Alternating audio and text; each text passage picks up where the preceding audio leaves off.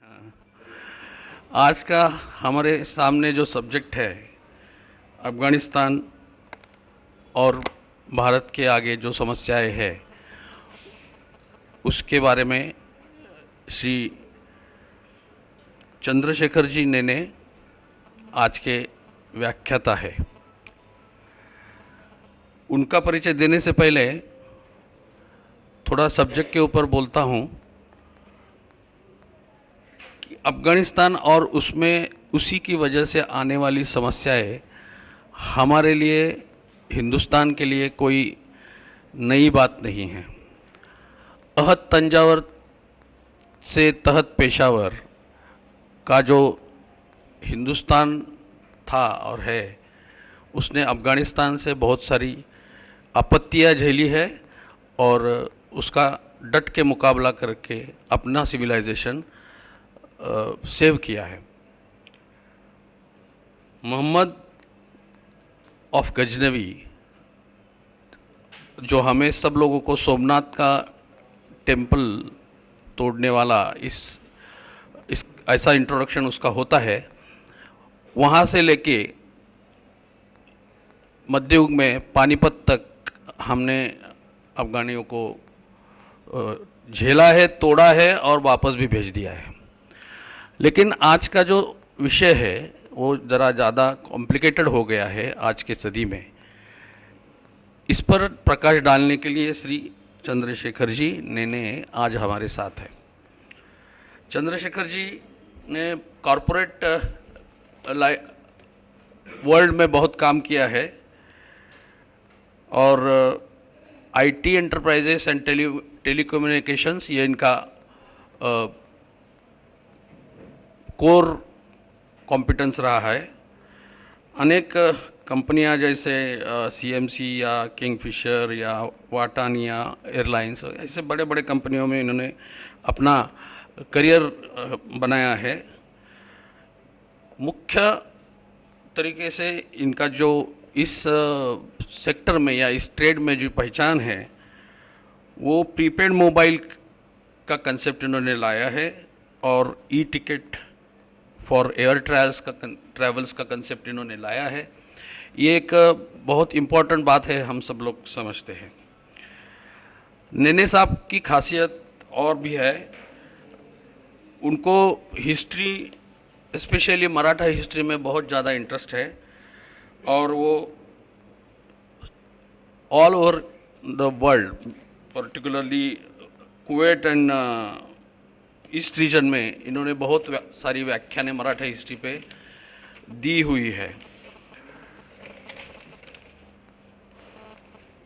अभी आजकल ये महा एमटीवी में जो तरुण भारत का चैनल है उसमें 10 मिनट का एक करंट अफेयर्स पे वीडियो चलाते हैं और स्पेशली फॉरेन अफेयर्स में इनकी ज़्यादा गति है। आप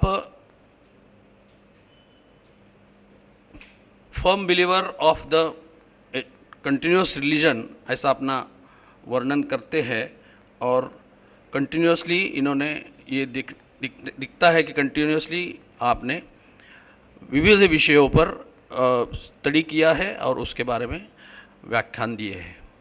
इसके साथ मैं सुनीता जी से रिक्वेस्ट करूंगा कि वो नेने साहब का स्वागत करने के लिए हरिभाऊ आए हैं। हार, श्रीफल और गुलाब पुष्प देके हम उनका स्वागत करते हैं।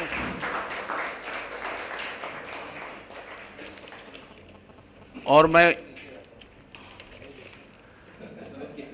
चंद्रशेखर नेने साहब को विनंती करता हूं कि वो अपने विचार आपके सामने प्रस्तुत करें। नमस्ते। मुझे बहुत खुशी हो रही है कि प्रबोधन मंच के इस अभ्यास वर्ग में मुझे चंद बातें कहने का अवसर प्राप्त हुआ है। जब मेरे काय मला वापरता येईल का? अरे वाह! जब मेरे सामने ये विषय आया था कि अफ़गानिस्तान पर आप लोगों से कुछ वार्तालाप करना है, तो मुझे बहुत अच्छा लगा था, क्योंकि आजकल होता ऐसे है कि हमारी सारी जो समझ है या हमें जो ज्ञान प्राप्त होता है उसमें सिर्फ टेलीविज़न का ही हाथ रहता है। एक तो टेलीविज़न है या तो फिर इंटरनेट है। आज तो टेलीविज़न से भी ज़्यादा सोशल मीडिया हावी हो गया है। एक तरह से अच्छी चीज़ है, क्योंकि एक ज़माने में टेलीविज़न सिर्फ सरकारी वार्तापत्र ही बताता था या चैनल वालों को जो बताना है वही चीज़ बताते थे। लेकिन आज सोशल मीडिया की वजह से आपको अल्टरनेट नैरेटिव्स भी मिल जाते हैं। लेकिन ये सब के बावजूद कभी कभी क्या होता है कि news worthiness of a thing, मतलब किसी चीज़ की अगर आपको वार्ता बनानी हो तो उसमें वार्ता बनाने जैसी लायक कौन सी चीज़ है उस पर ज़्यादा ध्यान दिया जाता है। तो न्यूज़ बिहाइंड द न्यूज़ के पीछे क्या हो रहा है ये किसी को पता नहीं चलता, और हमें पूरा आकलन होने में थोड़ी परेशानी होती है। पूरा आकलन होने में दो चीज़ें ज़रूरी होती है। एक तो हमें विषय का ज्ञान होना चाहिए, दूसरा उस विषय का परिप्रेक्ष्य में उसका इतिहास क्या था इस चीज़ का भी ज्ञान होना चाहिए। तो ये दोनों अगर मिलते हैं तो हमारे पहले के नॉलेज के हिसाब से हम इसको लेके थोड़ा फ्यूचर प्रेडिक्शन जिसको बोलते हैं कि भविष्यवाणी भी कर सकते हैं। ये सब करने का अवसर आपके यहाँ मुझे मिल रहा है, इसकी मुझे बड़ी खुशी है। और ये हमारे जो श्रोतागण आप जो हो, आपको मैं अगर कुछ ज़्यादा पर्सपेक्टिव दे सकूं, ज़्यादा परिप्रेक्ष्य दे सकूं तो मुझे बड़ी खुशी होगी। बहुत दिनों के बाद हिंदी बोलने का अवसर मिल रहा है। इनफैक्ट ये जो मुंबई तरुण भारत के वीडियो में बना रहा था, अब तकरीबन 60 वीडियो हो गए। मैंने उनको कहा कि ये सिर्फ मराठी में मत रखिए, मेरी तकदीर बहुत अच्छी है, मैं इंदौर से हूँ तो मेरी हिंदी इतनी ख़राब नहीं है, चल जाती है और बम्बईया हिंदी भी उस पर संस्कार नहीं हुए हैं, और मराठी तो मातृभाषा है मेरी, अंग्रेज़ी में मैं बना सकता हूँ। तो अब ये वीडियो सारे अब 3 भाषा में बनने शुरू हो गए हैं। ये एक अच्छी चीज़ है क्योंकि इसका स्प्रेड बढ़ता है, इसकी पहुंच बढ़ती है, और जितने ज़्यादा लोगों के पास हम अपने विचार ले जाए उतना हमें फ़ायदा होता है। तो आज जो विषय है, अच्छा ये हिंदी में बोलने के लिए मुझे अभी कहा गया, मुझे कोई परेशानी नहीं है, लेकिन वो टाइटल मैंने सब मराठी में दिए थे तो उसमें कोई टाइटल बड़ा छोटा सा होता है। तो अफ़गानिस्तान का वर्तमान और इसका भविष्य, इसके बारे में हम थोड़ा वार्तालाप करेंगे। वार्तालाप के दौरान आपके दिल में कुछ सवाल आएंगे और मैं बिल्कुल समझता हूँ सवाल आने ही चाहिए। हमारे एक प्रोफेसर कहा करते थे कि मेरे लेक्चर के बाद आपको अगर कुछ भी सवाल नहीं आए तो यहाँ मैं बहुत अच्छा लेक्चरर हूँ कि सारी बातें क्लियर कर ली, या बहुत बुरा हूँ आपको कुछ पता ही नहीं चला तो सवाल कहाँ से आएंगे। तो सवालों का मैं स्वागत करता हूँ, लेकिन हम अगले 15 minute end of the lecture सवाल जवाब के लिए रखेंगे। ये ज़्यादा अच्छा होगा, मेरे को भी कुछ नई जानकारी मिलेगी और ये भी मुझे पता चलेगा कि कौन से विषय पे हमें और डीप जाना चाहिए।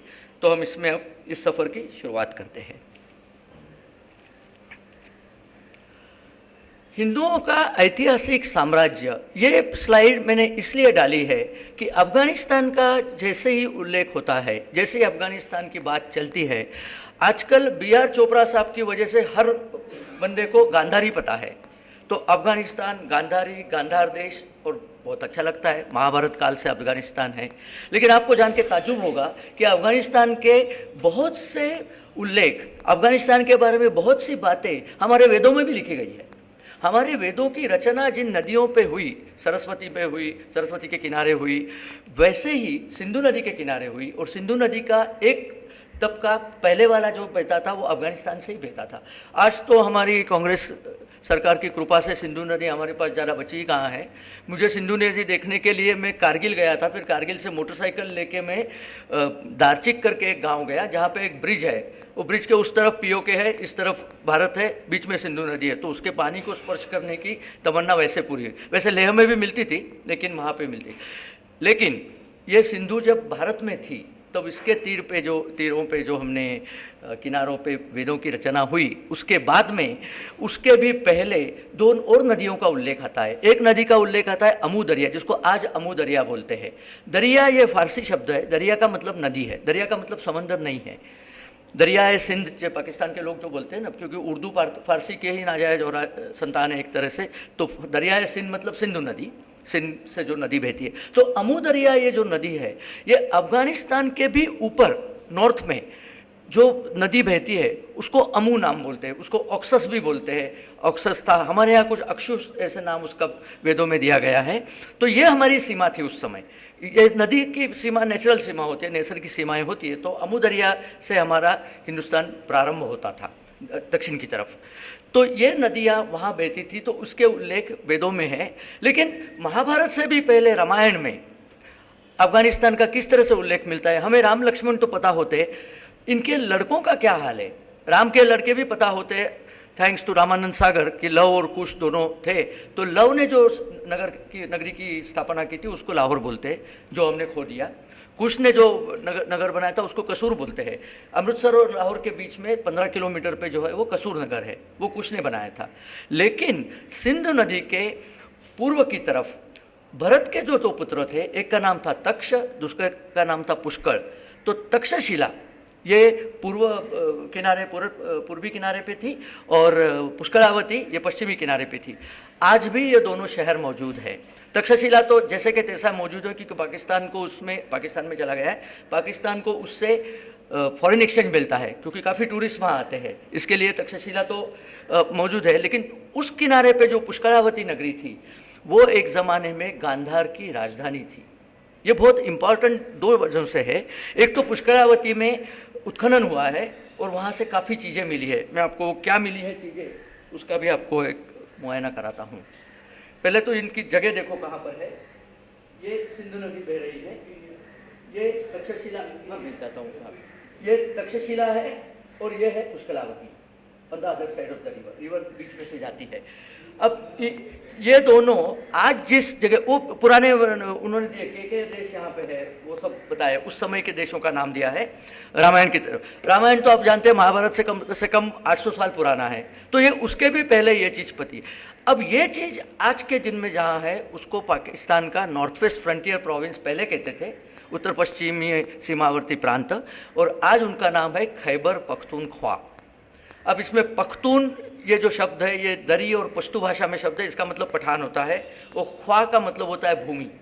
तो ये पख्तूनख्वा मतलब ये पठानों की भूमि है, ऐसा पाकिस्तान ने मान लिया है, लेकिन है पाकिस्तान में।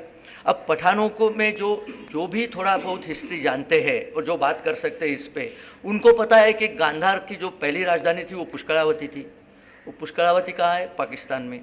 आपको अगर बताया जाए कि हम महाराष्ट्र का बंटवारा कर देंगे और बम्बई जो है उसको हम गुजरात में रख देंगे, तो आपको तो अच्छा नहीं लगेगा ना। वैसे ही उनको भी अच्छा नहीं लगता और वो उसके लिए झगड़ा करते हैं। उसमें आगे आता हूँ कि ऐसे क्यों हुआ। लेकिन ये दोनों नगरियाँ, अब इसमें जो पुष्करावती है, यहाँ पे आज के दिन में पाकिस्तान में ये म्यूज़ियम का नाम देखिए, पुष्करावती म्यूज़ियम नाम का म्यूज़ियम वहाँ पे मौजूद है। इसकी यूट्यूब लिंक मौजूद है जिसमें आप वो म्यूज़ियम के अंदर भी जा सकते हैं और उसमें जो भी चीज़ें रखी है वो आप देख सकते हो। वहाँ पे क्या मिला है तो बड़ी इंटरेस्टिंग चीज़ें वहाँ मिली है। ये चीज़ें मिली हैं वहाँ पे उत्खनन करके। अब ये सारे ये बौद्ध नहीं है, ये हिंदू शिल्प है। ये मैं इसलिए कहता हूँ कि अफगानिस्तान और नॉर्थ वेस्ट फ्रंटियर प्रोविंस पहले हिंदू प्रोविंस था। बौद्ध को अलग धर्म का जो रूप है वो बहुत बाद में मिला। अब उस पर मतलब काफ़ी झगड़े भी होते हैं, मैं बौद्ध हूँ तो मुझे रिजर्वेशन मिलना चाहिए वगैरह वगैरह, वो बात छोड़ दो। लेकिन पहले तो हिंदू धर्म की एक शाखा थी, बौद्ध जैन, ये हिंदू धर्म के पंथ है। इनको अलग रिलीजन हमने नहीं बनाए थे, अंग्रेज़ों ने बनाए हैं। तो बौद्धों के पहले भी वहाँ पे हिंदुओं का निवास था, इसके ये सब प्रमाण है। मतलब खाली तुम कहते हो हमारे धर्म ग्रंथों में लिखा है, धर्म ग्रंथों में आप कुछ भी लिख दोगे। आप लिखोगे कि हम तो विमान से श्रीलंका से आए, आज तो एयरलंका की फ़्लाइट भी यहाँ तक नहीं आती, तो ये कैसे चल रहा है। लेकिन ये तो प्रमाण है ना, ये तो मूर्ति तो हम नहीं रखते, पहले से ही थे वहाँ थे। मूर्ति की तो कार्बन डेटिंग भी हो सकती है आजू बाजू के, तो ये काफ़ी पुरानी मूर्तियाँ पुष्करावती में इनको मिली है।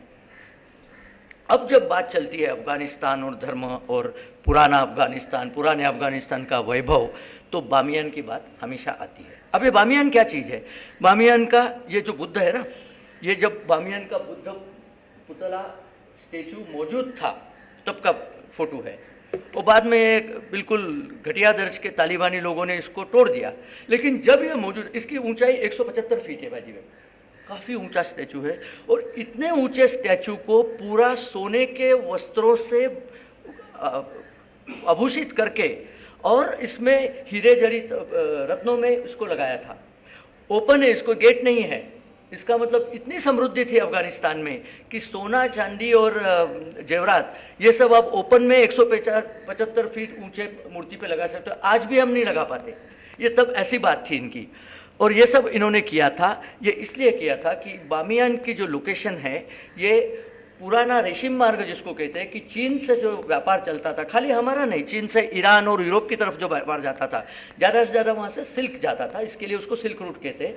वहाँ पे बामियान स्थित था, तो व्यापारियों का आवागमन होता रहता था। तो वहाँ पे चुंगी जिसको कहते हैं, ऑक्ट्राई, वो जमा होती थी, कस्टम्स ड्यूटी जमा होती थी, तो बड़ी अमीरी थी वहाँ पे। Things were good. अच्छा, एक और चीज़ है, आज का अफगानिस्तान आप अगर देखेंगे तो तकरीबन डेजर्ट जैसा वहाँ पे वातावरण है, क्योंकि वहाँ पे बिल्कुल पेड़ पौधे है ही नहीं, सब ऐसा है, क्योंकि पानी ज़्यादा नहीं है। पानी तो पहले भी इतना था, कम ही था। पहले के अफगान लोगों ने वहाँ पे होल किए थे और पानी की जो कनाल्स थी वो अंडरग्राउंड करी हुई थी। और बीच में ये जब उस पर इस्लामी आक्रमण हुआ तो पता नहीं क्यों उन्होंने सारे कैनाल्स तोड़ दी। तो अब जो अफगानिस्तान आपको नज़र आता है वो उसकी बदौलत ऐसा है।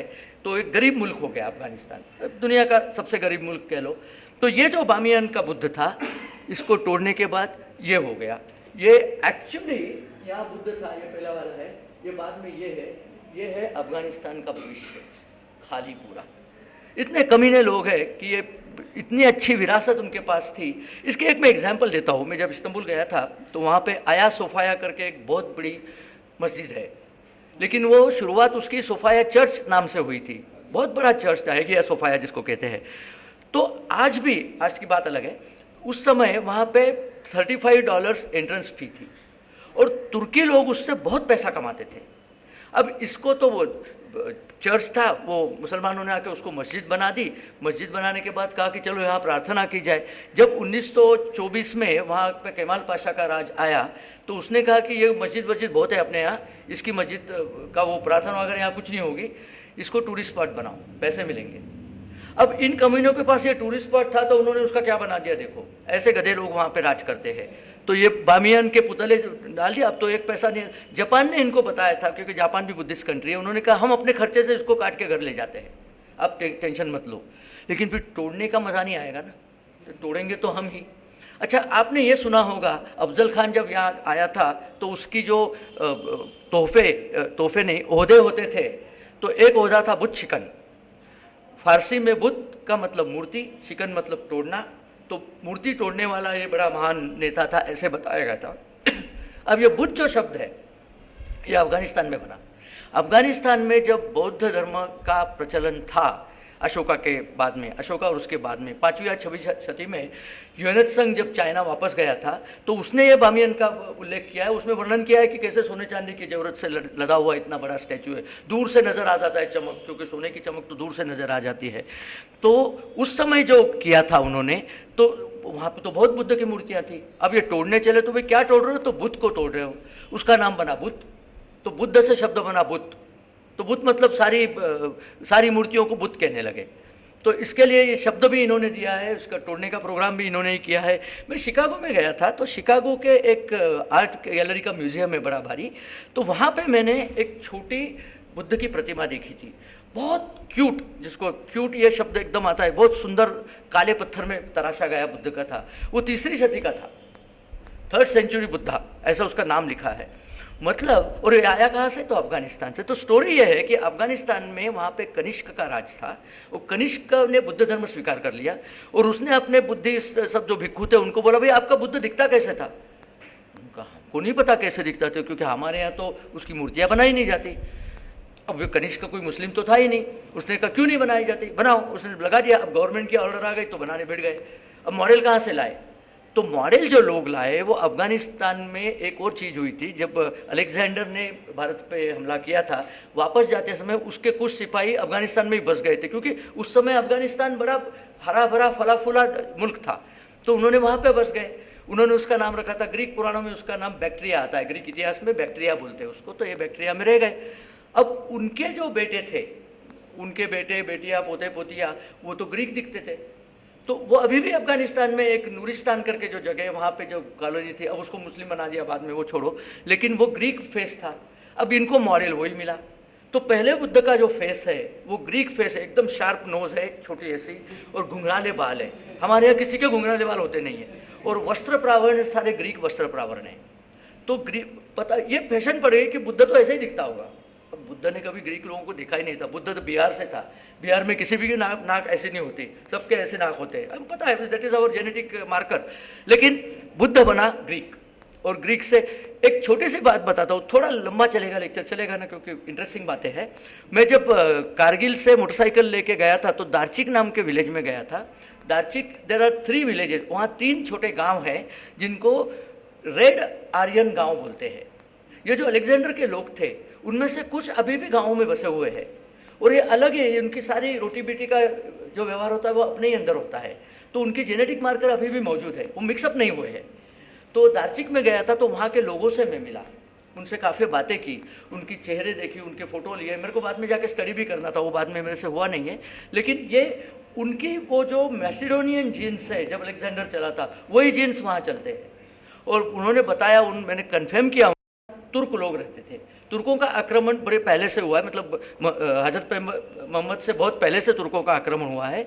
तो इन तुर्कों का राज, उसमें तेंग करके एक चाइना का एम्पायर था, तेंग एम्पायर में ये तुर्क लोग थे। तो इन्होंने एम्पायर के आगे बगावत कर दी, उनको अरबों ने साथ दिया, तो बाद में उनका धर्म भी परिवर्तन हो गया। तो ये जो गजनवी वगैरह जो लोग हैं ना, ये उनकी संतानें हैं। इनमें तुर्क खून है, अरब खून है, और ऐसा मिक्स काइंड ऑफ। और पहले के जो हम थे हमारा खून तो वही हो जाएगा कहाँ, तो वो भी है। तो ये वाला उनका ग्रुप था। उनका जो पहला सरदार आया था उसका नाम था अब्द अल, अब्दुल नहीं था, अब्द अल। तो अब्द अल के सरदार ने जो अपनी टोली बनाई उसका नाम रखा अब्दाली। अफगानिस्तान ये जो देश है बड़ा विचित्र देश है, इसमें हर एक छोटे छोटे कबीले होते हैं। टोली कबीले एक ही चीज़ है। तो ये कबीले इसलिए होते हैं कि वो देश में आवागमन के साधन बहुत कम थे पहले, आज भी कम है, पहले तो बिल्कुल ही नहीं थे। तो छोटे छोटे जगह पे पर्वत के आजू बाजू में दर्रे में जो लोग रहते थे उनका कबीला अलग होता था, उनका दूसरे कबीले से ज़्यादा मेलजोल नहीं होता था। तो उनकी प्रैक्टिसेस अलग पड़ गई। तो फिर वो, अब हमारे यहाँ देखो, आप जहाँ कोल्हापुर जाओ तो कोल्हापुर से थोड़ा साउथ जाओ तो कन्नड़ा प्रैक्टिस शुरू हो जाती है, यहाँ मराठी प्रैक्टिस होती है, वैसे ही वहाँ होता गया। तो कबीले अपने अपने तरह से बन गए। तो वो कबीलों का जो था, एक सरदार होता था, बाकी सब उसके अधीन होते थे।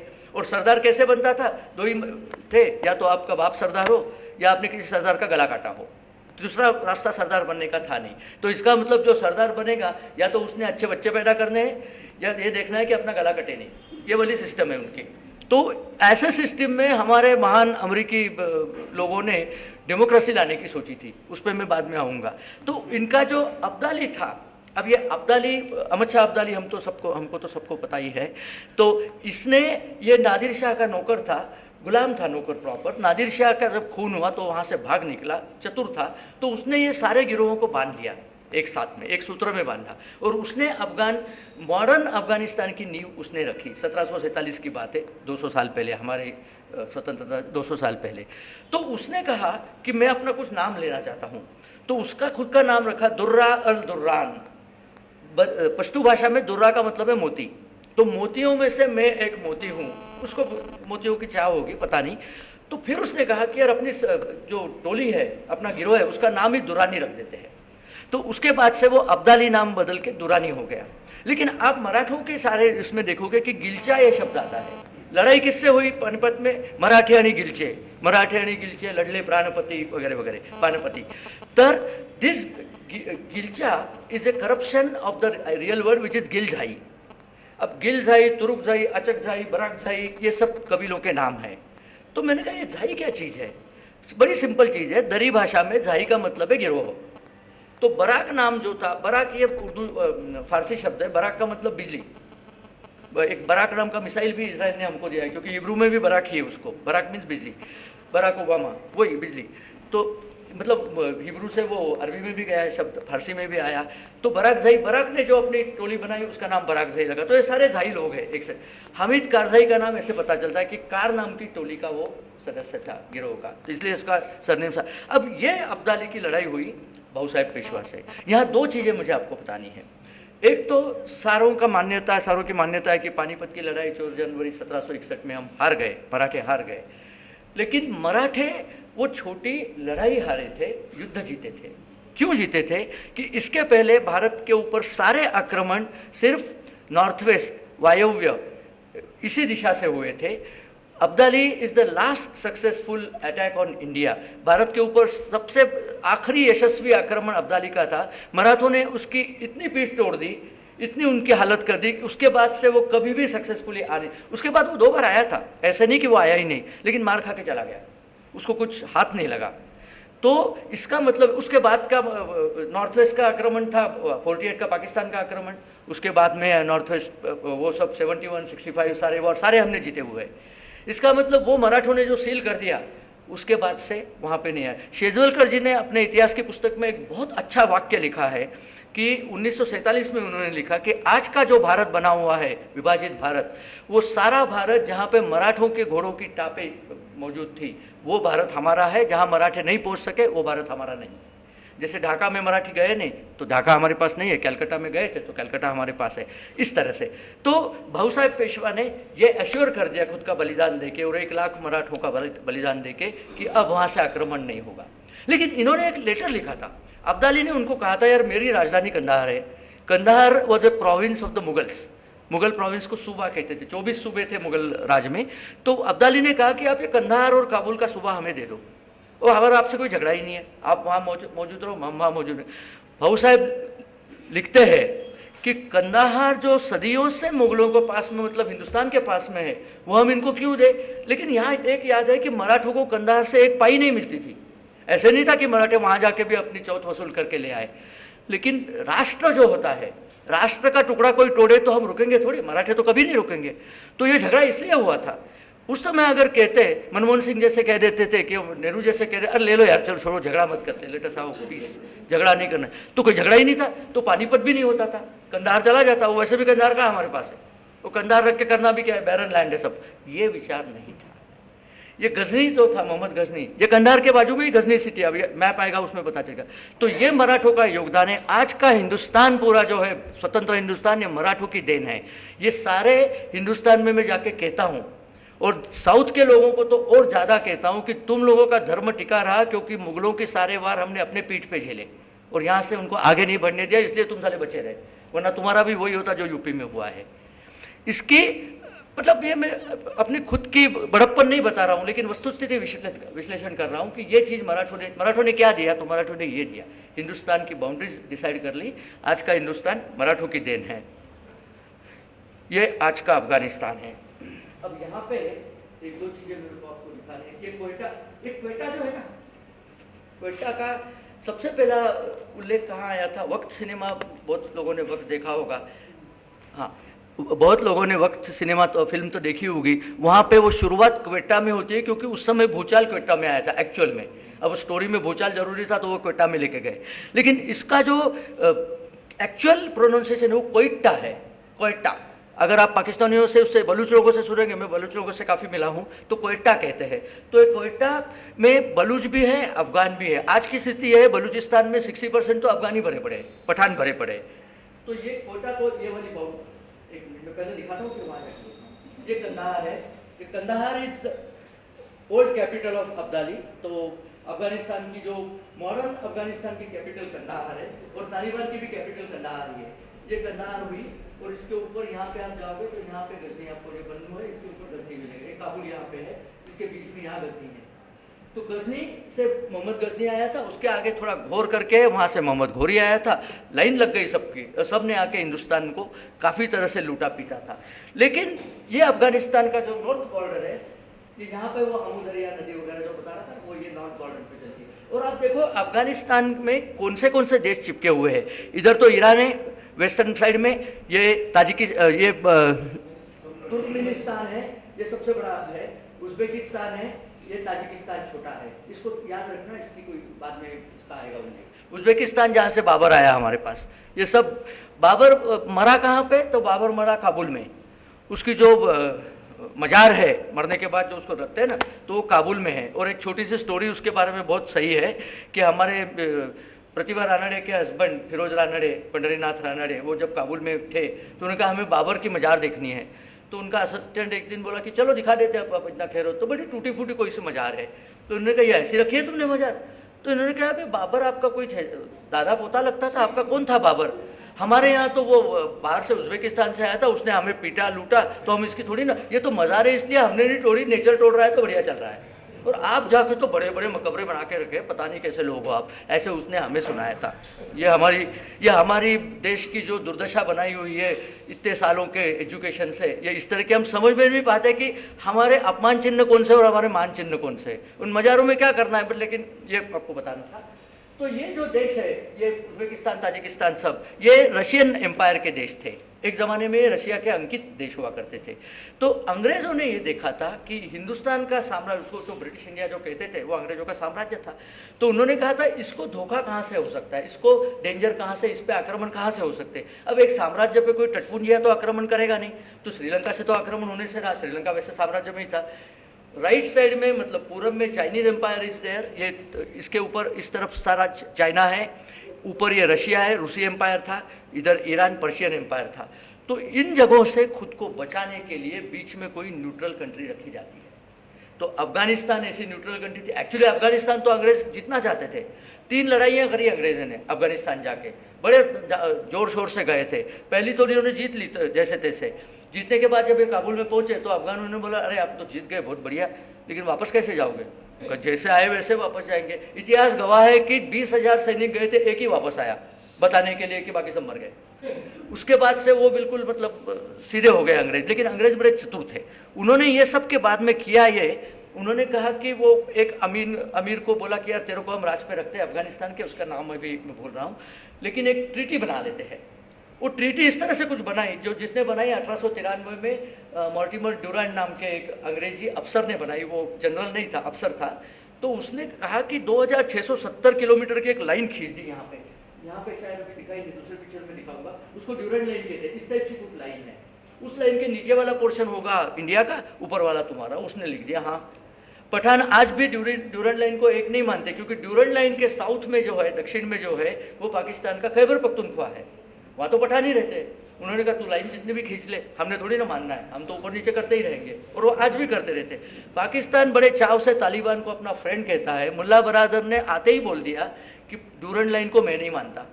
उसने पाकिस्तान को बताया कि हमारे लोगों से आप वीसा मत लो, क्योंकि हमारे देश में वीसा क्या लेना, तुम आए हो तो हम तुमको वीसा देंगे, ये ऊपर से तुर्रा। अब पाकिस्तान कुछ नहीं कर सकता, वो तो चला गया उनका एरिया वहाँ से, तो इन्होंने ले लेंगे ड्यूरेंट लाइन। तो ये अफगान ड्यूरेंट लाइन को मानने वाले नहीं है। ये अफगानिस्तान का एक दूसरा मैप है, जिसमें ये बड़ी बड़ी शहर है, ये कंदाहार है, ये लश्कर-ए-गाह, ये सब नाम आपने अभी न्यूज़ में सुने होंगे, इसलिए मैंने आपको ये दिखाया कहाँ पर है लोकेशन। सारा देखो कैसे पहाड़ी इलाका है, बड़ा मुश्किल है आना जाना। और हेरात, ये जो ईरान के बाजू में है, उसको हेरात कहते हैं। पुली उमरी एक है, पुली उमरी। और ये जो रीजन है, इसको थोड़ा ध्यान से आगे भी देखेंगे, ये पंजशीर रीजन कहलाता है।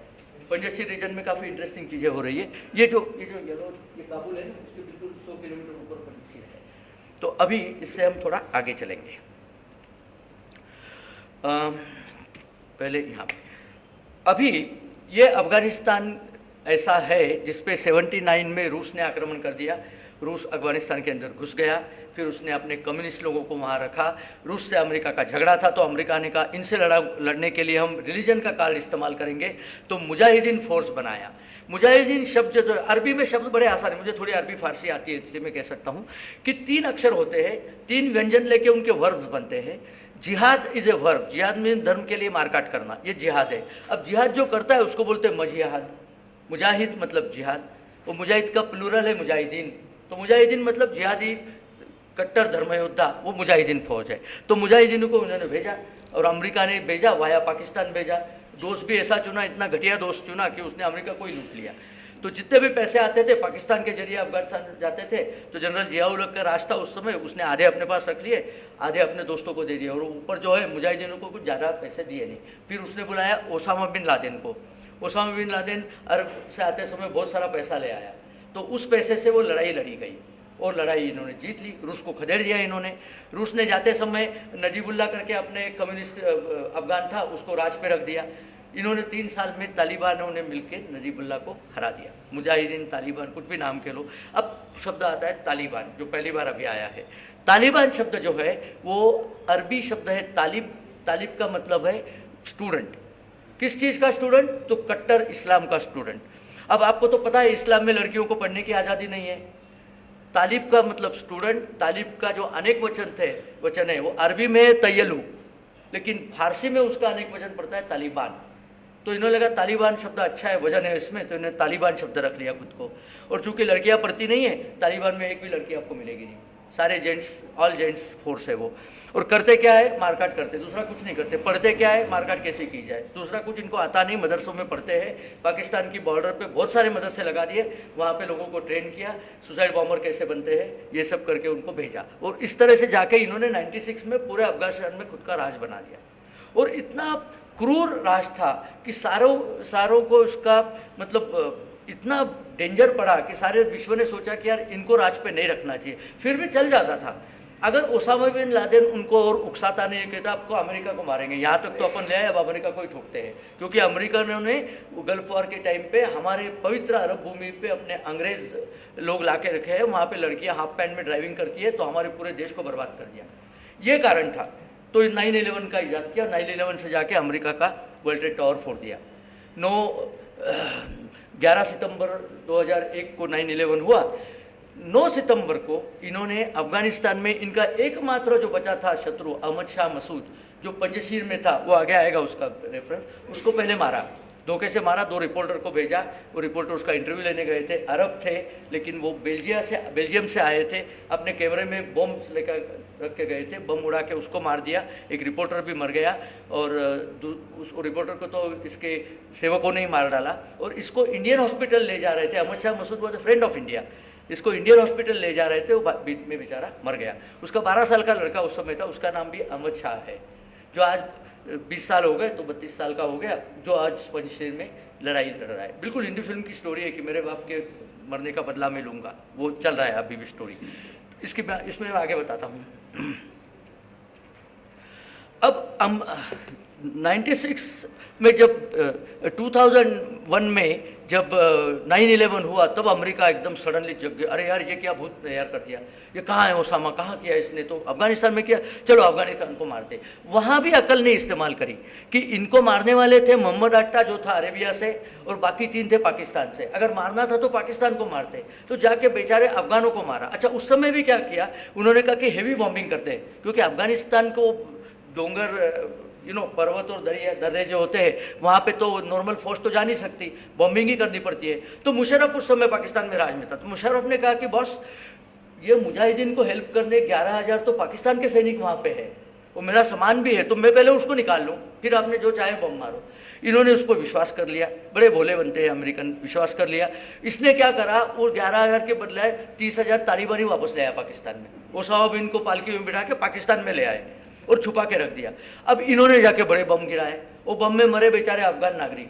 तालिबान तो पहले ही भाग चुके थे, ये बाद में उनको समझ में आई, लेकिन तब काफ़ी देर हो चुकी थी। तो उसके बाद से ये तालिबान को पाकिस्तान पाल रहा है और उनको बता रहा है कि तुम्हें जाके वहाँ लड़ना है, यहाँ पे मुफ्त की रोटियाँ ढूंढनी नहीं है। तो तालिबान का ये स्कीम चलता रहता है। तो 2001 में अमेरिका ने 2 महीने में तालिबान का कचरा कर दिया था, पूरे अफगानिस्तान में बम बिम गिरा के।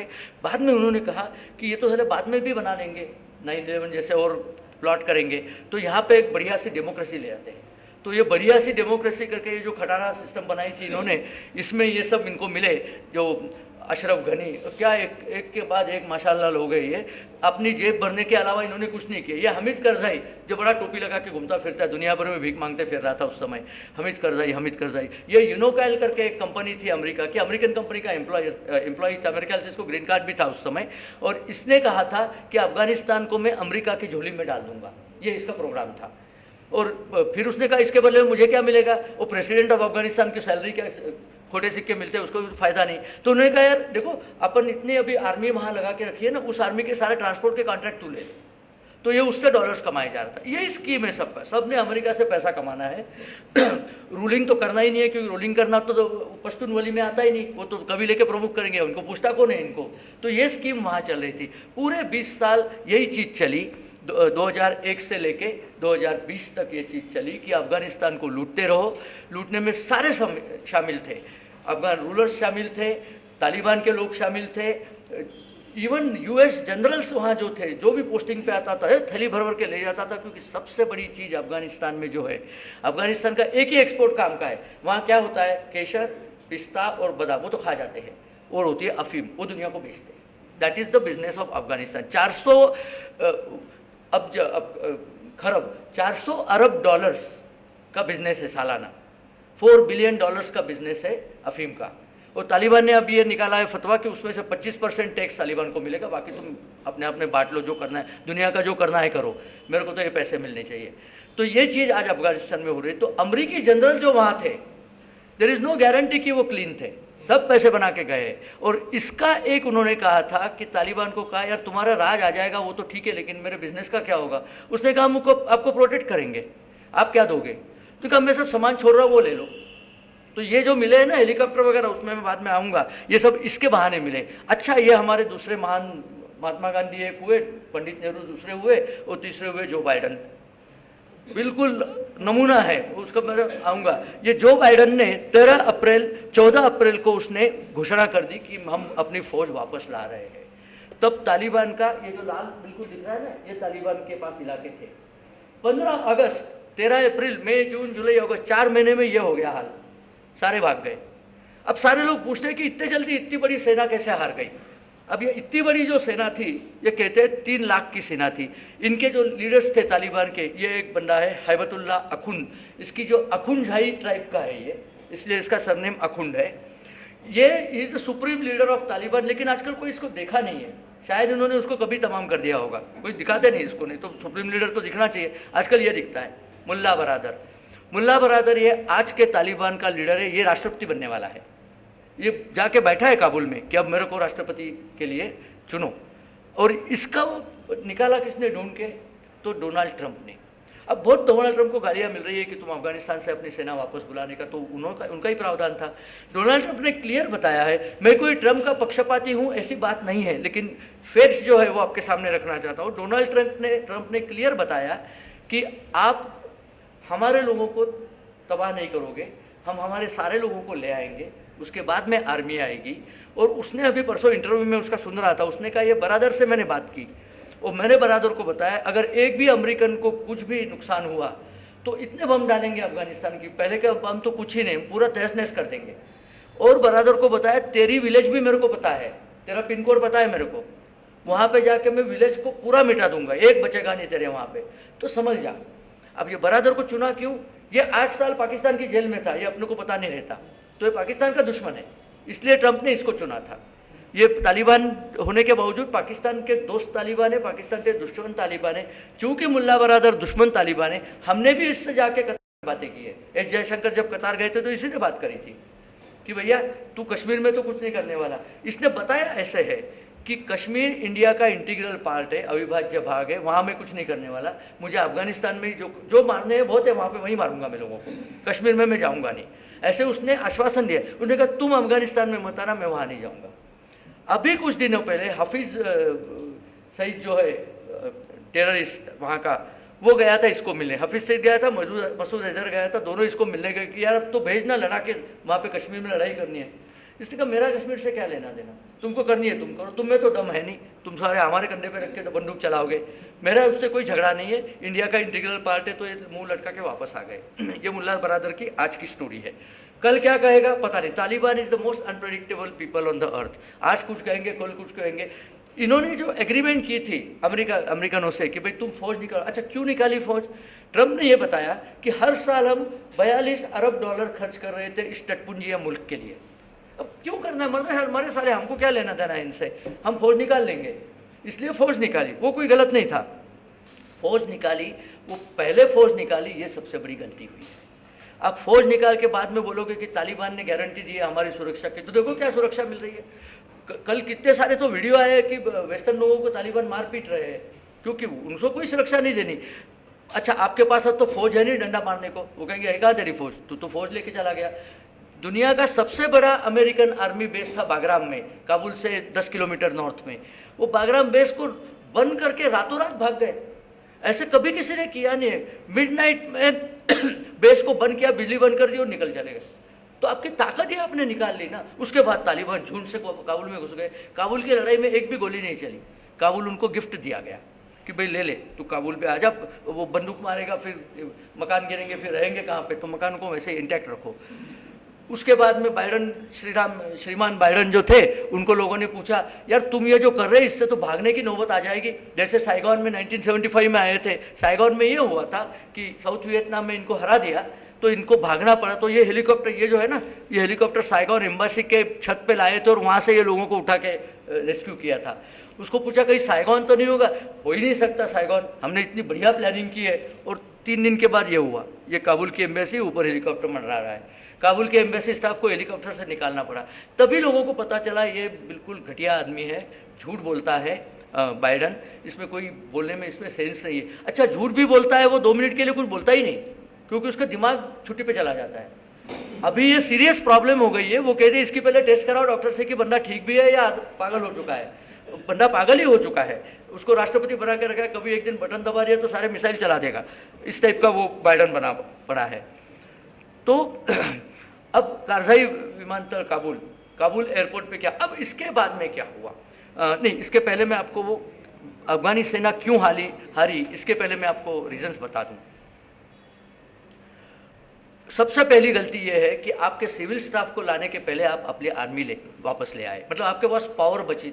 आप जब ताश खेलते हो तो तुरुप के पत्ते तो हाथ में रखते हो ना, इन्होंने तुरुप के डाल दिए और बोले यार तू जीत ले अब, तू ही हमें बचा। फिर अफगानी सेना जब बनाई इन्होंने 20 साल पहले, तो अफगान सेना पहले तो कम्युनिस्टों की सेना थी, तो इन्होंने कहा ये सारे अफसर कम्युनिस्ट हैं, इनको निकाल दो। 7,500 अफसर थे, उसमें से 7,000 को निकाल दिया, 8,000 अफसर को निकाल दिया, 8,500 अफसर थे। अब वो 500 खाली बच्चे, वो 500 मैनेज नहीं कर सकते थे, इसके लिए सेना का पूरा स्ट्रक्चर ही वीक था। फिर ट्रेनिंग पूरा दिया नहीं। ट्रेनिंग क्या दिया, काउंटर टेररिज्म का ट्रेनिंग दिया। आर्मी को जो ट्रेनिंग, काउंटर टेररिज्म एक तो पुलिस का काम है, ये आर्मी का काम है ही नहीं, उनको पुलिस बना के रख दिया। और आर्मी का एक भी ट्रेनिंग उनको दिया नहीं कि भाई युद्ध कैसे जीते जाते हैं, सर्कलिंग कैसे किया जाता है, जिसको बोलते हैं कि अगर आपको निकलना भी पड़े, जिसको मराठी में यशस्वी माघार कहते हैं, प्लान रिट्रीट, वो कैसे किया जाएगा, आप पीछे कैसे आओगे, ये कुछ भी ट्रेनिंग उनको मिला नहीं है। तो ये बस काउंटर टेररिज्म में उनको साइड में खड़े करते थे, ये सब ऑपरेशन करते थे, ये आके देखते थे। इन्होंने कहा ठीक है यार पगार मिल रही है, क्या प्रॉब्लम है। अच्छा, 3 लाख सैनिक थे, सपोज एक सैनिक की पगार है $500, बंदों ने किया है कि 1 ही लाख सैनिक रखे और 2 लाख फर्जी नाम डाल दिए, तो actual army was only 1 lakh, और बाकियों के पे पैकेट सब इनके जेब में जाते थे। जैसे यूपी में मदरसों में 2.5 लाख स्टूडेंट एकाएक मर गए ना, वही सीन है। अहमद महमद करके नाम बढ़ा दिए, लंबे चौड़े डाल दिए सबको, और बाद में पैसे तो जेब में डाल लेते, तो एक्चुअल आर्मी थी कहाँ वहाँ पे। अच्छा, उसके बाद में उनको बोला कि आप एक काम करो, ये रशियन आर्म्स गलत है, हमारे अमेरिकन वाले आर्म्स ले लो। उसकी ट्रेनिंग कौन देगा। अच्छा, अमेरिकन आर्म्स एडवांस होते हैं, आपको पता है अभी स्कूटर में ही ले लो कि पहले के जो बजाज स्कूटर जो काफ़ी चलते हैं पूना में, उसको गली गली में आपको रिपेयर करने वाले मिलेंगे। आजकल नए स्कूटर है तो उसके पास जाना पड़ता है, उसका जो ऑथराइज गराज हो, क्योंकि इलेक्ट्रॉनिक स्कूटर हो गया, पता नहीं क्या क्या हो गया, इनके बड़े धांसू आर्म्स है, ये खराब हो जाते हैं तो रिपेयर करने वाले मिलते नहीं। अच्छा, अफगानियों को तो कुछ आता ही नहीं, तो इन्होंने कहा कि रिपेयर करने के लिए हम अपने बंदे भेजेंगे, जिनको हम कहेंगे कंट्रैक्टर स्टाफ, जो 37,000 कंट्रैक्टर स्टाफ अमेरिका से भेजा था। ये कंट्रैक्टर स्टाफ को अमेरिका में रिक्रूट किया था, एडवर्टाइजमेंट आए थे, तुम्हारा $5,000 पगार है तो तुम्हें 15,000 मिलेगा, अफगानिस्तान में रहना पड़ेगा, बादाम पिस्ता बहुत खाने को मिलेगा, कोई टेंशन नहीं है। तो आ गए भर्रे करके ये सब कॉन्ट्रैक्टर, और ये मेंटेन करते थे। अफगानों को तो मेंटेन करना भी नहीं आता, तो जैसे हथियार खराब हो गया फेंक दो, मेंटेन तो होता ही नहीं हमसे।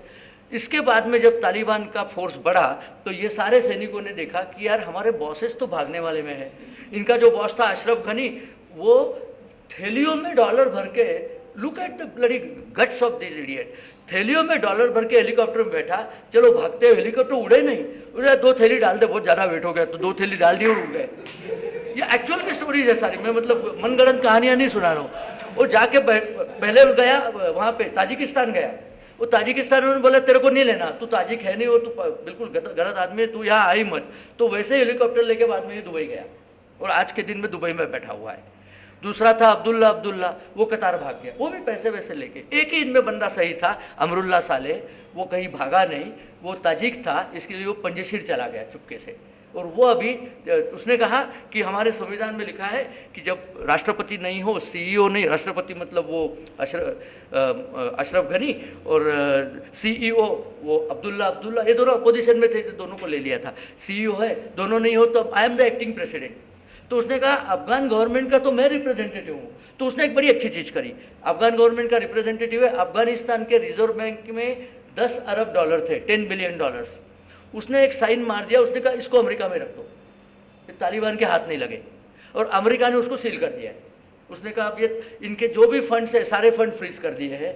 इनको अफगानिस्तान का जो जीडीपी है उसमें 43% जीडीपी एक्चुअली एड्स पे आता है। भिखमंगे लोग हैं, इनको भीख ही मिलती है, बाकी कुछ नहीं है इनके पास। तो 43% अगर जीडीपी आता है, अब इन्होंने कहा कि कोई एड नहीं दी जाएगी, तालिबान को कैसे एड देंगे? तालिबान को कोई रिप्रेजेंटेशन ही नहीं है। अमरुल्ला साले को देते लेकिन वो तो ले ही नहीं रहा है, तो इनके सोर्स ऑफ मनी बंद हो गए। अब अफीम बेच बेच पे कितना पैसा कमाओगे? तो अभी छटपटा रहे हैं, उस पर मैं बाद में आता हूँ। तो एक हथियारें बदल दी, उसका ट्रेनिंग नहीं दिया। देन राजकीय नेतृत्व, the political leadership is totally corrupt. अब ऐसे के लोगों के लिए कौन लड़ेगा? तो कोई लड़ा नहीं, सारे भाग गए। ये भागे भी कैसे? इन्होंने कहा यार मेरे पास एक बढ़िया अमेरिकी बंदूक है, कितने मिलेगा? मेरे को बख्श दे और इसके $500 दे दे मेरे को। तालिबान ने उसको $500 दे दिए कि घर चला गया। इस टाइप से जीती है इन्होंने, सारी लड़ाइयाँ ऐसे जीते।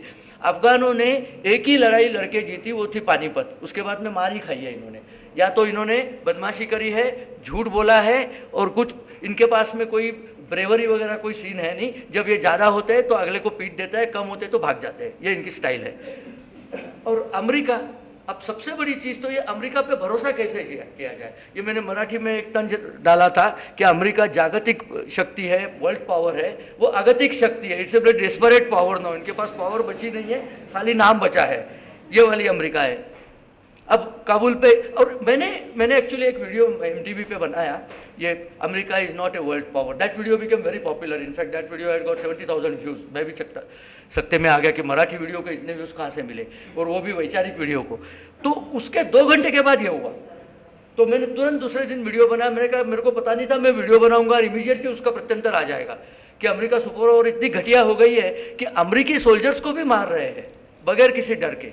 अब डर ही नहीं बचा है कौन? तू तालिबान कोई गुंडों का राज है यार। मैंने उसमें लिखा था, अपने वीडियो में बोला भी था कि कोई गवर्नमेंट ACP हो किसी मोहल्ले का, और कोई टटपुंजिया गुंडा आके ACP को बोले साले ठीक से औकात मेरे नहीं तो ठोक दूंगा, ये सीन हो रहा है। अमेरिका को ये तालिबान अल्टीमेटम दे रहा है कि 31 अगस्त तक यहाँ से निकल जाओ, वरना बहुत बुरा होगा, मैं क्या करूँगा आपको पता नहीं।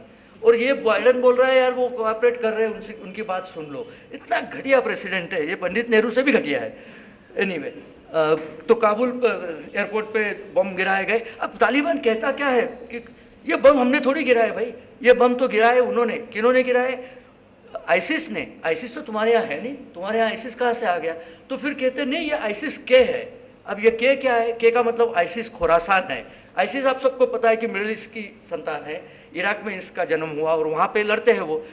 इराक में इनको कोई पूछता नहीं, अफगानों को कौन पूछता है? अफगानों तो कहीं कोई पूछता नहीं है। हमारे यहाँ जो सरदार जी के जोक होते हैं वो सारे जोक पाकिस्तान में पठानों पे होते हैं। एक्चुअल में पठान करके जोक शुरू होता है। ऐसे ही मतलब सरदार जी कोई ऐसे होते नहीं है, लेकिन जोक के तौर पे तो हम उनको बोलते हैं कि बिल्कुल गधे हैं, टोटल अकल नहीं है। पठान एक्चुअल में वैसे है, तो उन पर वैसे जोक्स बनाए जाते हैं। तो ये चले गए। इसके बाद में अब यहाँ पे आईसिस के, तो के का मतलब है खुरासान। खुरासान शब्द का मीनिंग ये है, खोर मीन्स इन पर्शियन सूर्य। आपने पर्शियन के नाम सुने, खुर्शीद नाम होता है, खुदादाद, खुर्शीद, इस टाइप। तो खुर्शीद मतलब सूर्यपुत्र, कर्ण। तो ये खुर्शीद नाम, खुरासान मतलब, सान का मतलब है आना, वहाँ से आ रहा है। तो सूरज कहाँ से आता है? ईस्ट की तरफ से आता है। तो ईरान का ईस्टर्न प्रोविंसेस खुरासान, जहाँ पे अफगानिस्तान का कुछ पोर्शन पड़ता है। तो हमने अपना नाम रख लिया आइसिस खुरासान। ये यही लोग है तालिबान, ये कोई आइसिस वाइसिस खुरासान नहीं है, यही लोग है। लेकिन बाइडन की तो हालत ये हो गई, ये कहने, इससे कहते नहीं बनता कि तालिबानों ने हम पे हमसे मारा है। वो कहते हैं वो कोई आइसिस किया गया, वो उनको सिखाएंगे, हम तो बहुत मारेंगे उनको। ऐसी डायलॉग बाजी कर रहा है पागल। अच्छा, अब पंजशीर के बारे में आ जाए, क्योंकि ये अफगानिस्तान का एक बढ़िया चैप्टर यहाँ पे है। ये है पंजशीर वैली, बिल्कुल छोटी सी जगह है। इट्स अबाउट 3700 स्क्वायर किलोमीटर, बहुत छोटा है। अफगानिस्तान का जो एरिया है वो 6.5 लाख स्क्वायर किलोमीटर है। इसमें से 37 मतलब 0.5% एरिया है। यहाँ से आगे आप देखोगे, ये पंजशीर से थोड़ा आगे ताजिकिस्तान है। तो ये ताजिक लोग यहाँ पे रहते हैं। तो यहाँ का जो लीडर था अहमद शाह मसूद, उसने कम्युनिस्टों के नाक में दम कर रखा था, तालिबान के नाक में दम कर रखा था। तो बड़ा जाबाज लीडर था वो। तो जब ओसामा बिन लादेन को वर्ल्ड ट्रेड टावर गिराना था, उसने कहा पहले इसका इलाज करो, उसके बगैर हम नहीं कर सकते। तो 9 सितंबर 2001 को इसके पास 2 रिपोर्टर भेजे गए, छद्मी रिपोर्टर थे दोनों, और उन्होंने कैमरे में बारूद रखा था और सुसाइड बॉम्बर थे, इसको उड़ा दिया और ये बाद में मर गया। तो अहमद शाह मसूद मरने के बाद 11 सितंबर को 9/11 हुआ। तो इतना इंपॉर्टेंस अहमद शाह मसूद का था। अब उसका लड़का तो मैंने कहा जो छोटा था उस समय 12 साल का, अभी 32 साल का नौजवान हो गया है, तो वो है अहमद शाह। इनका नाम एक्चुअली अहमद शाह था, ये मसूद नाम एक्चुअली मैंने यहाँ गलत लिखा है। उसने अपना नाम मसूद लिया था, मसूद का मीनिंग है गॉड गिफ्ट। उसने अपना नाम लिया था कि मैं ताजिकी लोगों के लिए गॉड गिफ्ट हूँ। तो ये अहमद मसूद उसका लड़का है, उसके जैसे ही दिखता है काफ़ी। और इसने कहा कि मैं तालिबान के आगे घुटने टेकना तो दूर, मैं तालिबान को मार के ही रहूँगा। लेकिन चक्कर ये है कि इनके पास लोग बहुत ज़्यादा नहीं हैं, इनकी फ़ौज कम है। फिर भी तालिबान के पास सिर्फ 80 to 85,000 फौज है। अफगानिस्तान की जो भी फौज भाग गई है, और ताजिकी फौज सबसे पहले ताजिकिस्तान भाग गई थी। मैं भी सकते में था यार, ये तो लड़ाकू लोग थे, भाग कैसे गए, लेकिन अब समझ में आता है उन्होंने खुद को बचाए रखा था और वो सारे वापस आ रहे हैं। और ताजिकिस्तान इनको हेलीकॉप्टर से हथियार, दारू, बारूद वगैरह सारा दे रहा है। तो इसकी वजह से इसकी लड़ाई चालू है। बीच में ये जो पंजशीर पास जाने के लिए यहाँ एक सलांग पास करके एक टनल है जो रशियनों ने बनाई है। ये काबुल से आप जाओगे, यहाँ पे एक सलांग पास करके बहुत बड़ी टनल है। तालिबानियों को इन्होंने टनल में आने दिया, फिर टनल बंद कर दिया और 350 तालिबानियों को काट दिया, उनका सारा सामान लेके गए। तो इनको बहुत बड़ा सदमा पहुंचा, इसलिए तालिबान सारी जगह से फौज इकट्ठा करके उनके पास भेज रहे हैं। ऐसे होने के बाद जो जगह जगह में वॉरलॉर्ड्स पड़े हैं, उनका प्रेशर चला जाएगा, तो वो भी तालिबान के अगेंस्ट उठ खड़े होंगे। क्योंकि उनको ये तालिबान 25% अफीम के तिजारत में मांग रहा है ना हिस्सा, ये कहेंगे तेरे को क्यों दे, ये तो सारा हमारा ही में पैसा था, तेरे को नहीं देंगे, तो झगड़ा करना है। तो अब उसके अगेंस्ट वो जिसको बोलते हैं ना मूवमेंट शुरू हो गई कि तालिबान को किस तरह से हराया जाए। तो ये पंजशीर नाम से भी बड़ा इंपॉर्टेंट है। पंजशीर का नाम है, मीनिंग है 5 शेर। अब ये 5 शेर कौन थे, मैंने इसमें काफ़ी तहकीकात थी कि तो पता चला कि पांडवों का निवास वहाँ पे था, इसके लिए उसको पंजशीर बोलते हैं। अरे मैंने कहा देखो हिंदू कल्चर का कहाँ तक पहुँच है। तो ये 5 शेर थे, ये 6वां अहमद शाह मसूद बन गया और उसका नाम ही लायन ऑफ पंजशीर ही कहते हैं उसको। तो वो उनका शहीद है वो। अच्छा, अहमद शाह मसूद इंडिया का फ्रेंड था, इतना फ्रेंड था कि इसके मरने के बाद चाणक्यपुरी में एक रास्ते को उसका नाम दिया गया है, अहमद शाह मसूद मार्ग करके दिया है। मैं इसको फोटो डालने वाला था लेकिन इन वक्त पे रह गया उसका फोटो डालना। तो ये अमरुल्लाह साले, ये अहमद शाह मसूद के साथ में काम करता था, तो ये उससे जाके मिल गया है। और उसने कहा कि अफगानिस्तान का लीडर है मैं हूँ, अफगानिस्तान के सारे पैसे बंद कर दो और इनको पैसे के लिए तरसाओ। ये सायगांव काबुल की कंपैरिजन जो ने बताया था ना, सायगांव में यही हुआ, काबुल में यही हुआ। अभी चीन का जिक्र नहीं आया है। ये सारे स्कीम में चीन का क्या रोल है, तो चीन का रोल ये है कि अफगानिस्तान में बहुत सारी खनिज संपत्ति है। अफगानिस्तान के खानों में बेशकीमती चीज़ें हैं। वो क्या है, एक तो है लिथियम। हमारी जो डिजिटल वॉच होती है उसको आप खोलेंगे तो एक छोटी सी बैटरी निकल आती है, उसके ऊपर लिखा रहता है लिथियम आयन बैटरी। अच्छा, वॉच तो खैर हम बगैर वॉच के जी लेंगे, हम तो वो सैंड वॉच वो भी आवर ग्लास भी यूज करके जी लेंगे। लेकिन हम अभी इलेक्ट्रिक व्हीकल चलाने जा रहे हैं, पेट्रोल कम करना है। नितिन गडकरी जी ने बताया है कि पेट्रोल की व्हीकल कम करके इलेक्ट्रिक के लगानी है। तो ऐसे में क्या करेंगे, इसके लिए तो लिथियम की ज़रूरत पड़ेगी। दुनिया के सबसे ज़्यादा लिथियम के जो स्टॉक्स है वो ऑस्ट्रेलिया में है, नंबर 2 चाइना में, नंबर 3 अर्जेंटीना में। नरेंद्र मोदी सरकार की विजन देखो, इन्होंने अर्जेंटीना से पहले से ही कॉन्ट्रैक्ट करके रखा है कि तुम्हारा लिथियम हम खरीदेंगे, क्योंकि हमें पता है लिथियम की जरूरत पड़ेगी। लेकिन दुनिया का सबसे बड़ा लिथियम का स्टॉक तो अफगानिस्तान में पड़ा है, 14 लाख टन का स्टॉक है उनके पास, अंदर है, उसको खदान से निकालना पड़ेगा। चीन की नज़र उस पर है।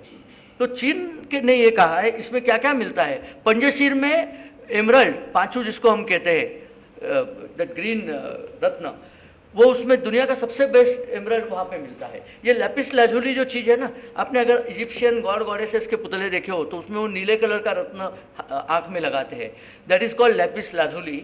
लैपिस लाजुली सदियों से अफगानिस्तान में मिलता है।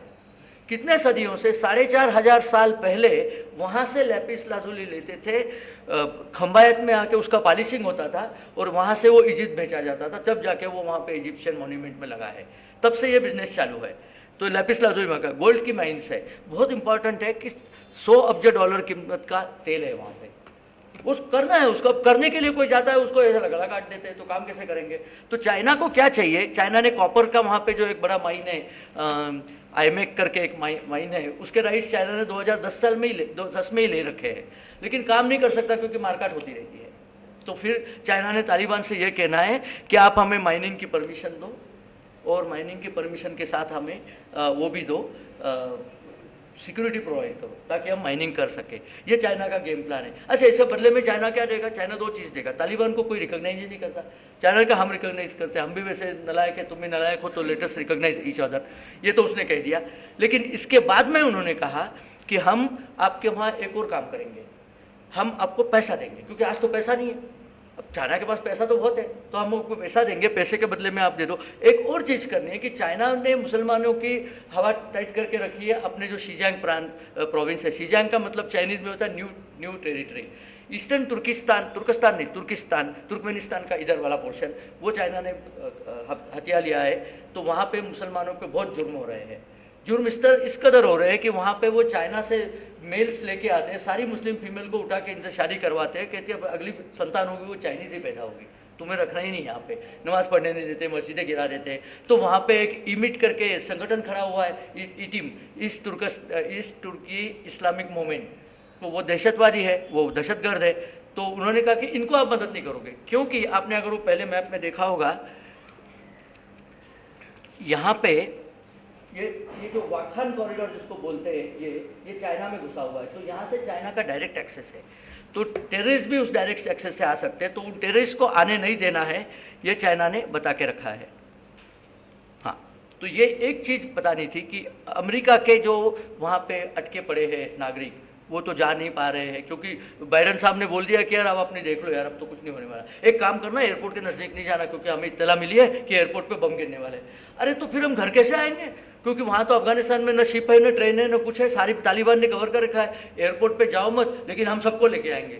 कैसे लेके आओगे? हम नहीं बताएंगे, आप देखो जो भी करना है करो, एयरपोर्ट मत जाना, मर जाओगे। ये इन्होंने बताया। ये अमेरिका की स्टोरी है, ये सुपर पावर की स्टोरी है। और इंडिया की स्टोरी क्या है? इंडिया ने ऑपरेशन देवी शक्ति लॉन्च करा, नरेंद्र मोदी जी ने। ये देवी शक्ति का ये बनाया था, ये तालिबान का लिया सब बैठा हुआ इधर उधर से, और ये वसुदेव उनको ग्रंथ साहिब है, उसको लेके छुड़ा के लेके आ रहे हैं। और ये ग्रंथ साहिब नहीं लाए खाली, ये सिखों को लाए, हिंदुओं को लाए, हमारे जो एम्बेसी स्टाफ थे उनको ले आए। 800 से ज़्यादा लोग ये बिल्कुल सुरक्षित लेके आए हैं, डायरेक्ट लाए हैं, किन्हीं को ताजिकिस्तान ले आए, वाया कहीं कहीं से ले आए। लेकिन तालिबान को ये कह के रखा था नरेंद्र मोदी जी की गवर्नमेंट ने कि इनको हाथ लगा तो देखो, तोड़ देंगे दोनों। हमारे पास भी बम वर्षप है, कोई टेंशन नहीं। तालिबान ने कहा यार हमें अब से कोई लेना देना, आप अपने लोग ले जाओ, लेकिन एक काम करो, आपने $3 अरब के प्रोजेक्ट्स हमारे यहाँ लगा रखे हैं। और इंडिया के प्रोजेक्ट से उसमें क्या, उनका पार्लियामेंट हमने बना के दिया, एक डैम बनाया सलमा डैम करके, वहाँ से बिजली प्रोड्यूस हो रही है, वरना सारे अंधेरे में जी रहे थे, बिजली मिल रही है। और उनके स्कूल बनाए, अस्पताल बनवाए। उन्होंने कहा इसको मेंटेन कौन करेगा? हमें तो सिर्फ गले काटने आते हैं, हमें दूसरा कुछ नहीं आता करने, फीता भी काटने नहीं आता, गला ही काटने आता है। तो फिर वो आप मेंटेन करो, हम आपके लोगों को कुछ नहीं करेंगे। तो ये गिव एंड टेक चल रहा है कि हम उसको मेंटेन करेंगे, हमारे लोगों को हाथ नहीं लगना चाहिए। तो हमारे लोग सुरक्षित वापस निकल आए। अमेरिकों की लगी पड़ी है, क्योंकि Americans are not able to come out. America के साथ में जो नेटो वाले पहुंच गए वो भी फंस गए हैं। जर्मनी, इंग्लैंड, कनाडा, ये सारे देश वहाँ फंसे हुए हैं। कनाडा ने तो बोल दिया कि हम किसी को नहीं ले आएंगे, हमें मरना थोड़ी है, तुम अपना निपट लो। ये सीन है। इसका मतलब ये है आगे जाके तालिबान क्या करेगा, ये सारे नागरिकों को बंधक बनाएगा। वो बोलेगा वो जो हमारे $10 अरब आपने बंद करके रखे ना, उसको वापस खोलो तो हम इनको देंगे। यह अभी होने वाला है, देखते जाओगे क्या क्या होता है।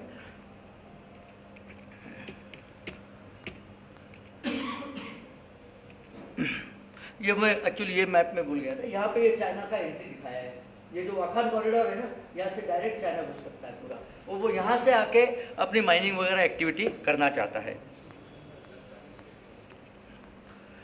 अभी अमेरिकन लोग भाग तो गए, लेकिन सारे हथियार वही छोड़ के गए हैं। अब यहाँ पे इंडिया की बात आती है। मुझे बहुत बार प्रश्न पूछा गया कि यार अफगानिस्तान में जो हो रहा है हमें क्या लेना देना है। अब दो चीज़ें, मैंने सबसे पहले क्या कहा था, अफगानिस्तान भारत के लड़कों ने बसाया था, हमने यही कहते रहे हमें क्या लेना देना है। अब वो तो चला गया, कल को पता नहीं वो कहाँ तक आ जाए। कल को बोलेंगे यार दिल्ली तुम लोगों को क्या करना है, दिल्ली में तो मुगल सल्तनत थी, बाबर तो हमारे यहाँ से था, हमको दे दो।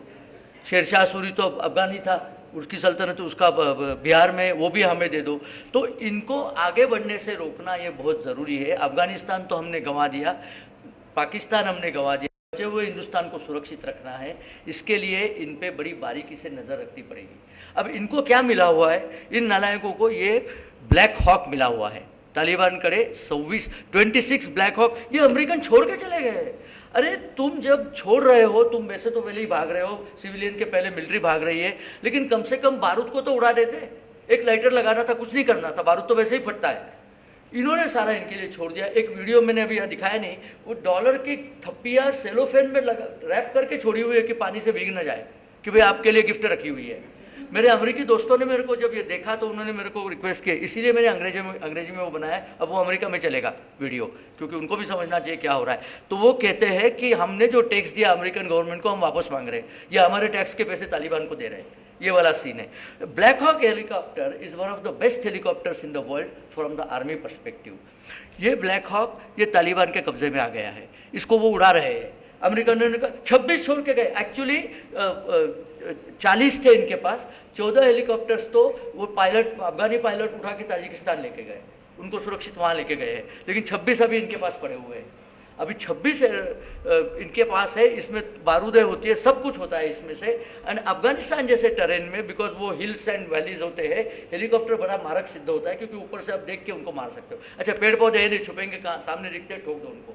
इसके लिए हेलीकॉप्टर की ज़रूरत होती है। अब वो हेलीकॉप्टर अगर वो इंडिया में लेके आए मारने को तो क्या होगा? इसके लिए वो हेलीकॉप्टर को ख़त्म करना बहुत ज़रूरी है। अब देखें किस तरह से करते हैं मोदी जी इस पे काम। तो हमें जो डेंजर है वो ये डेंजर है। लेकिन इसमें दो चीज़ें हैं, एक तो हमारे और उनके बीच में पाकिस्तान का एक फंदा फंसा हुआ है, और इनकी पाकिस्तान से दोस्ती नहीं है। एक चीज़ और बतानी है आपको, पाकिस्तान में भी एक तालिबान है, उसका नाम है TTP, तहरीक तालिबान पाकिस्तान। तहरीक मतलब सिस्टम, और अरेंजमेंट, सिस्टम नहीं अरेंजमेंट। सो तालिबानी अरेंजमेंट फॉर पाकिस्तान इज तहरीक तालिबान पाकिस्तान। पाकिस्तान को ऐसे लग रहा था कि तहरीक तालिबान और तालिबान का झगड़ा है, तो उन्होंने कहा था तहरीक तालिबान इज दहशतगर्द संगठन, इसको मारो। आपको याद है पेशावर में आर्मी स्कूल के आर्मी ऑफिसर के 140 बेटों को मार दिया था TTP वालों ने, एक कमीने लोग हैं एकदम। लेकिन पाकिस्तान उससे भी कमीना इसलिए है कि वो अभी भी अब TTP को गाली नहीं, वो कहते TTP अलग है। जब तालिबान ने काबुल का कब्जा कर लिया, पाकिस्तान के दोस्त तालिबान ने जब काबुल पे कब्जा किया, तो काबुल के सबसे बड़े जेल को खोल दिया, और उसमें से जितने TTP के गुंडे पकड़ के रखे थे सबको छोड़ दिया। वो सारे पाकिस्तान में आके उधम मचाना शुरू हो गया। उन्होंने पाकिस्तान में आके पाकिस्तानी आर्मी को परसों धमकी दी है, वो बड़ी इंटरेस्टिंग धमकी है। उन्होंने कहा पाकिस्तान को थ्रेट ये किया है कि हम तो तुम्हें देख ही लेंगे, और खाली हम नहीं देखेंगे, अब बलूचिस्तान आज़ाद होगा, सिंधु देश, ये नाम यूज़ किया है, सिंधु देश आज़ाद होगा, खैबर पख्तूनख्वा आज़ाद होगा, रोक सको तो रोक लो। और इसके पहले उन्होंने जाके 9 चीनी इंजीनियरों को कोहिस्तान में मारा है, मतलब खैबर पख्तूनख्वा में मारा है। परसों 7 चीनी इंजीनियरों को उन्होंने ग्वादर बंदरगाह पे मारा है बलूचिस्तान में। तो पाकिस्तान के लिए अब एक प्रॉब्लम हो गई है। तो उन्होंने कहा, तालिबान से पूछा कि भाई तुमने इनको क्यों छोड़ा? उनका मेरे भाई है वो, इनको क्यों नहीं छोड़ेंगे? अबे तुम तो उनके दुश्मन थे, वो तो तब की बात थी। इसलिए तालिबान डिपेंडेबल नहीं आज एक कहते कल दूसरा करते। तो ये black hawk is a worry for India. लेकिन because India is not the India of Pandit Nehru times, India की बहुत साख है दुनिया में, और खुद की पावर बहुत है। तालिबान को भी पता है सालों को कि कुछ किया तो ये मोदी बालाकोट कर देगा। आपको बालाकोट की असलियत चूँकि पता है सबको, Balakot was not in India's territory. 56 kilometre from Islamabad is what Balakot is. Balakot को हमने उड़ा दिया, थोड़ा पीछे आ जाते तो इस्लामाबाद भी उड़ा देते। अब पाकिस्तानियों को पता चल गया कि वो न्यूक्लियर वगैरह, हम यार न्यूक्लियर वगैरह सब नाटक है, इंडिया ने ठोक दिया तो मुश्किल हो जाएगी। दूसरा क्वेश्चन ये आया है कि तालिबान के हाथ में अगर न्यूक्लियर आर्म्स पड़ गई तो क्या होगा? बात सही है, सवाल वाजिब है, हो सकता है, क्यों नहीं हो सकता, हो सकता है। लेकिन न्यूक्लियर तो उनके पास पहले से है, आज तक क्यों नहीं डाला बम? आज तक इस बम से डरते सिर्फ मनमोहन सिंह थे, बाकी कोई डरा नहीं यार वो न्यूक्लियर है, साले बम डाल देंगे। मोदी जी ने उनको बताया, बेटे तुम्हारे पास शहर तो 3 है खाली, एक कराची, एक लाहौर और एक इस्लामाबाद रावलपिंडी कॉम्प्लेक्स, बाकी तो टटपुंजे हो ही नहीं तुम्हारे पास कुछ। हमें 3 बम काफ़ी है, पाकिस्तान स्टोन एज में चला जाएगा, हमारे पास बहुत शहर है, आजा क्या करना देख लेते हैं। अब इसके बाद में पाकिस्तान को बात समझ में आ गई। मैंने एक प्रोग्राम में ये बहुत 4 साल पहले कहा था, आप एक चीज़ समझो, पाकिस्तान चलाता कौन है?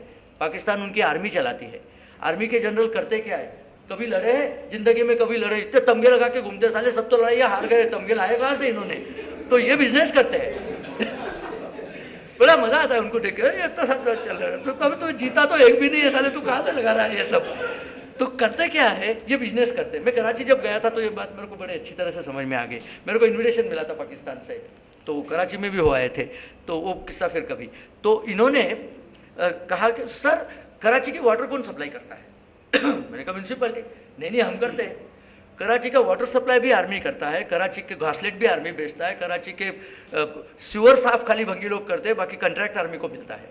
तो सारे पैसे यही बटोरते रहते हैं। वो बोला सर कि हमें प्रमोशन मिलता है ना, तो हमें प्रमोशन के साथ 10 एकड़ भूमि मिल जाती है, उपजाऊ भूमि, तो वी स्टार्ट बिकमिंग लैंडलॉर्ड। और फिर ऐसे ही चलता रहता है और डॉलर कमाते जाते हैं। अब बम गिरा के ये डॉलर कमाने वाली दुफ्ती गैया को कौन मारने वाला है? ये कुछ नहीं करने वाले, ये बैठ के पैसा कमाने वाले लोग हैं, टटपुंज ये लोग हैं, बिल्कुल घटिया टाइप के, नेशनल स्पिरिट इनमें बिल्कुल नहीं है। वो जो इनका था कमर बाजवा, इसका भाई था आसिफ बाजवा, जो सीपेक प्रोजेक्ट पे चीफ बना के उसको भेजा था। अब चाइना का सीपेक प्रोजेक्ट है, 67 अरब डॉलर्स का प्रोजेक्ट चाइना ने उसने डाले हुए हैं उसमें। अब ये इतने पैसे कमाने लग गया करप्शन करके, दोनों हाथों से भर रहा था। चाइना ने कहा इसको निकालो सालों को, तो उसको अब निकाल दिया, किसी और को रखा है। फिर चाइना ने कहा मुझे सीपेक करना ही नहीं। वो जो एक्चुअली मैप दिखाया था ना, उसमें एक चीज और देखनी है। चाइना ने अभी ये कहा है, अभी जो सीपेक उनका चलता है वो ये यहाँ से आता है, गिलगित से होकर इधर से, और यहाँ जाएगा ग्वादर ही यहाँ का। अब कहते हैं हम इधर से ले आएंगे, हम ये पाकिस्तान को छोड़ देंगे, ये तो बिल्कुल ही घटिया लोग हैं, तो आप हमें एंट्रेंस दे दो, हम इधर से ले आएंगे तो सीधा ईरान में ही पहुंच जाएंगे। ये करंट सीन चल रहा है अभी। तो पाकिस्तान की सारी तरफ से प्रॉब्लम है। वो टीटीपी उनको अलग से मारने वाला है, तालिबान तो उनकी सुनता ही नहीं। मुल्ला बरादर जो आया कतर से, वो डायरेक्ट फ्लाइट से गया, रावलपिंडी से गया ही नहीं, क्योंकि रावलपिंडी में तो साला 6-8 साल तक तो जेल में था। तो ये नो लव फॉर पाकिस्तान। तो अब पाकिस्तान की प्रॉब्लम है, अब जाए तो जाए कहाँ? तालिबान को तो हमने पाल पोस के बढ़ा के, वो तो हमें ही लात मार के चला गया। टीटीपी को हम कहते हैं तालिबान का दुश्मन है, वो उनके दोस्त निकले। अब हम क्या करें? तो सबसे बड़ा डेंजर जो है वो पाकिस्तान के तालिबानाइजेशन का है। पाकिस्तान में जो यूथ है उसको नौकरियां है नहीं, खाना पीना बहुत महंगा है, तो वो यूथ कहते हैं कि हमें कुछ मिल नहीं रहा तो चलो मारते हैं। किसको मारे? जो बाजू में उसको ही मारो। तो पहले शिया को मारो, फिर बोहराज को मारो, फिर हिंदू सिख को तो पहले मारो। अब मारने को भी बचे नहीं तो खुद में ही मार देते, दो चार इधर उधर के मार देते, क्योंकि मारना जरूरी है, क्योंकि काम धंधा दूसरा है नहीं। आप कभी देखोगे वीडियोज, अभी बीच में एक लबाइक करके पाकिस्तान में है, तरीके लबाइक करके, कोई उन्होंने लाहौर को बंद कर दिया था पूरा सिटी, और इतनी मारकाट करी, बाद में पता चला कि ये तो उन्हीं के है, सब सुन्नी को ही मार रहे। उनकी हालत बहुत खलास है। अगर पाकिस्तान का तालिबानाइजेशन होता है तो वो हमारे यहाँ भागने को आएंगे। एक भी क्यों शरणार्थी यहाँ देना नहीं है, न अफगान न पाकिस्तान, किसी को भी शरणार्थी देने की जरूरत नहीं। मरते तो तुम वही मरो, हम अपना देख लेंगे। अब सबसे बड़ा डेंजर हमारे यहाँ जो है, जो हमने समझना चाहिए, हमारे यहाँ जो तालिबान के सिंपथाइजर्स हैं उनको ठोकना है, और वो समझने वाले बात नहीं, उनको मारना ही पड़ेगा। केरला में उन्होंने मोर्चे निकाले थे कि तालिबान जीत गया, चलो ऐश करते हैं। वो एक यूपी का मुरादाबाद का शेखुर रहमान को एक है एमपी, उसने कहा तालिबान जीत गया, हैट्स ऑफ टू तालिबान, देखो कैसे महावीर लोग हैं एंड ऑल दैट। तो गवर्नमेंट ने कहा तेरे पे देशद्रोह का गुनाह लगेगा। तो उसने मैं तो ऐसे बोला ही नहीं है, रिपोर्टर कुछ भी छापते हैं साहब, ऐसे मैं तो नहीं बोला। मुस्लिम पर्सनल लॉ बोर्ड के चेयरमैन ने कहा कि तालिबान ने is the correct solution for them.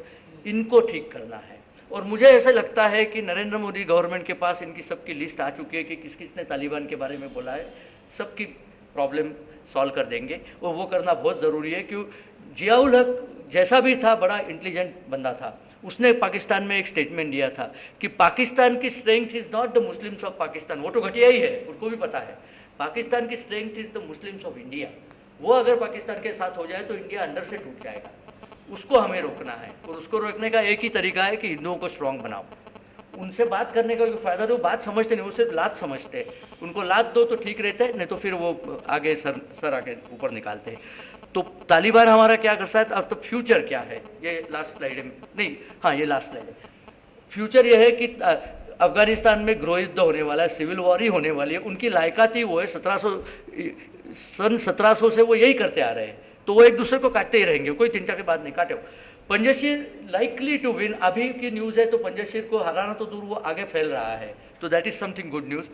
America and NATO army has to come back to Pakistan, क्योंकि अब ट्रम्प बाइडन की लगी पड़ी है कि American people are very much against Biden.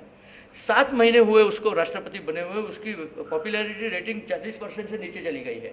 अब उसको मतलब पता है कि यार ये तो हमको निकाल देंगे, तो they will have to bring the army back. अभी परसों तो उन्होंने उसके स्ट्राइक किए, ड्रोन स्ट्राइक किए हैं। वो कहते हैं कि ये जो है आईसिस के इनके ठिकानों पे हमने स्ट्राइक किए। वो तालिबान ने बताया होगा यहाँ पे रह रहे ना, इनको मारो, ये हमारे दुश्मन है, जिनको भी मारना हो मारते रहेंगे। तालिबान में इकोनॉमिक शॉर्टेज बनेगी। अफू producers and Taliban are fighting themselves, opium producers and Taliban. Pakistan तो टोटल लॉस है। आपने देखा मुल्ला बरादर पाकिस्तान क्यों नहीं जा रहा? अरे वो भिखारी तुमको क्या देने वाला है? वो तो खुद ही मांगेगा पैसे तुमसे, तो उनके पास आप जाओ ही मत, उनके पास कुछ देने के लिए नहीं है। आर्म्स चाहिए तो वो तो अमेरिका नहीं दे दिए, अब डायरेक्ट सोर्स से मिल गए तो हम ये एजेंट के पास क्यों जाए। तो पाकिस्तान से झगड़ा है, आईसिस खुरासान करता ही रहेगा अपने अपनी तरह से कुछ तो नाटक। तो ये सब चीज़ अफगानिस्तान में होने वाली है।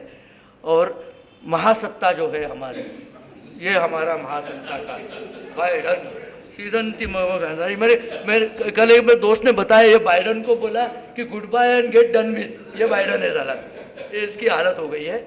इनका तो अब मुश्किल है बच पाना। हमारी प्रॉब्लम ये है कि आज ये हमारे दोस्त है, चाइना के अगेंस्ट लड़ने के लिए हमें इनकी ज़रूरत पड़ेगी, तो किसी न किसी बहाने इसको निकाल देंगे, कोई भला आदमी आ जाए। उसकी जो साथी है कमला हैरिस, वो तो एकदम ही खराब है, एकदम ही घटिया है। मतलब ये स्वरा भास्कर और कमला हैरिस एक ही थैली की चट्टी बट्टिया है, सारी लेफ्टिस्ट लोग हैं। तो उनको भी जितने जल्दी हो सके अमेरिका ने निजात देनी है, इसके बाद में कुछ ठीक होगा। ट्रम्प हारने का बहुत हमें गम है, ट्रम्प जीतना चाहिए था, लेकिन जो भी है होता है, ये सीन है। और ये है हमारा अफगानिस्तान के ऊपर का लेक्चर। बहुत ज़्यादा लंबा चल गया लेक्चर, लेकिन अगर टाइम है तो I am open for question and answer. अब चीज़ें इतनी थी कि लंबा हो ही जाता है लेक्चर। डाव्या उजव्या तीरावर आहे, हां, मध्ये नदी वाहते आणि पुष्कळावती तिथे त्याच्यात जागी चार सद्दा नावाचं, तुम्ही जर चेक केलं, if you search in Google map, चार सद्दा टाकायचं, दॅट इज पुष्कळावती. आता त्याचं नाव चार सड्डा आहे. हां, आणि इकडे तक्षशिला तशीच आहे, तक्षशिलेत बदल नाही. हे नॉमेनक्लेचर तालिबानचे लोक काय आहेत माहिती आहे का, त्यांनी एक स्कीम बनवली आहे. ते एक चित्र एकीकडे दाखवतात, एक दुसरीकडे दाखवतात. There is nothing like good Taliban bad Taliban, there all worse Talibans. किसी को भी आप वर्स ही है, वो कुछ दिन के लिए आपके साथ में रहते हैं. लेकिन अभी देखो पाकिस्तान हैज़ कंटिन्यूसली सेइंग कि टीटीपी को रॉ सपोर्ट कर रहा है, कर भी रहा है. अब तुम्हें मार रहा है तो हमको सपोर्ट करेंगे नहीं, हमें क्या प्रॉब्लम है. तो उस टाइम के लिए हमारे लिए वो गुड हो सकते हैं. एंटीबायोटिक आप लेते हो तो उससे आपको तकलीफ तो होती है ना, विटामिन लेना पड़ता है, क्योंकि जब आपको जर्म मारने तो कुछ अपने भी मर जाएंगे. तो ठीक है, चलता रहेगा. ये एंटीबायोटिक है. 65,000 स्टुडंट्स आहेत भारतात.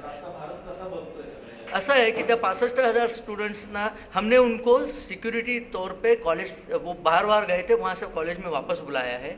वी आर गार्डिंग देम, क्योंकि they are from the old regime. अगर ओल्ड रेजिम वापस आती है तो इनको वापस भेजेंगे, अगर नहीं आती तो इनको पूछेंगे तुझे मरने वहाँ जाना है, यहाँ पे कुछ गुलामी करनी है तो यहाँ कर ले काम. ये होगा. इंडिया में देखो, इंडिया और अफगानिस्तान के रिश्ते बहुत पुराने हैं. हम अपने तरकारी में जो भी हींग डालते हैं सारा अफगानिस्तान से आता है, क्योंकि हींग की ट्री और कोई उगती ही नहीं है. और हींग कौन लाते हैं? वही पठान लाते हैं. हमारा प्रॉब्लम ये है, ये Indian movie industry is our problem. Indian movie industry ने हमें पठान मतलब एक काबुली वाला दिखा दिया और एक वो प्राण को जंजीर में दिखा दिया पठान. एक्चुअल पठान ऐसे बहुत कम होते हैं. एक तो पठान शूरवीर नहीं होते, भाग जाते हैं, जैसे ही चांस मिले भाग जाते हैं.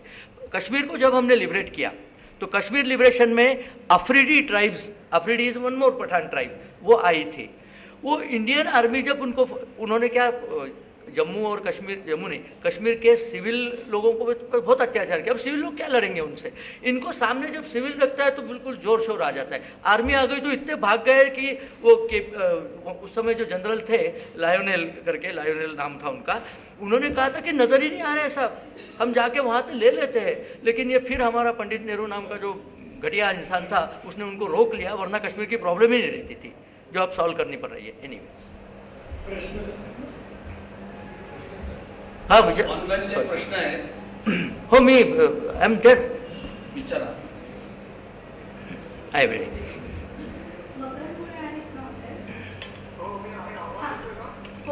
अरे वा, लुक टेक्नॉलॉजी.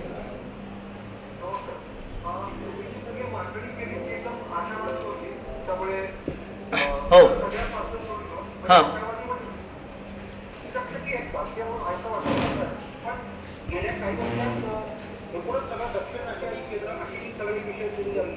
हां, हां, बरोबर आहे.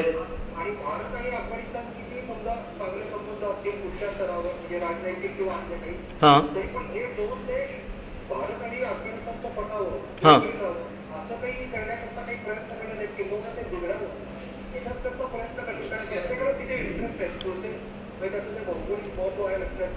हो हो, बरोबर आहे. आता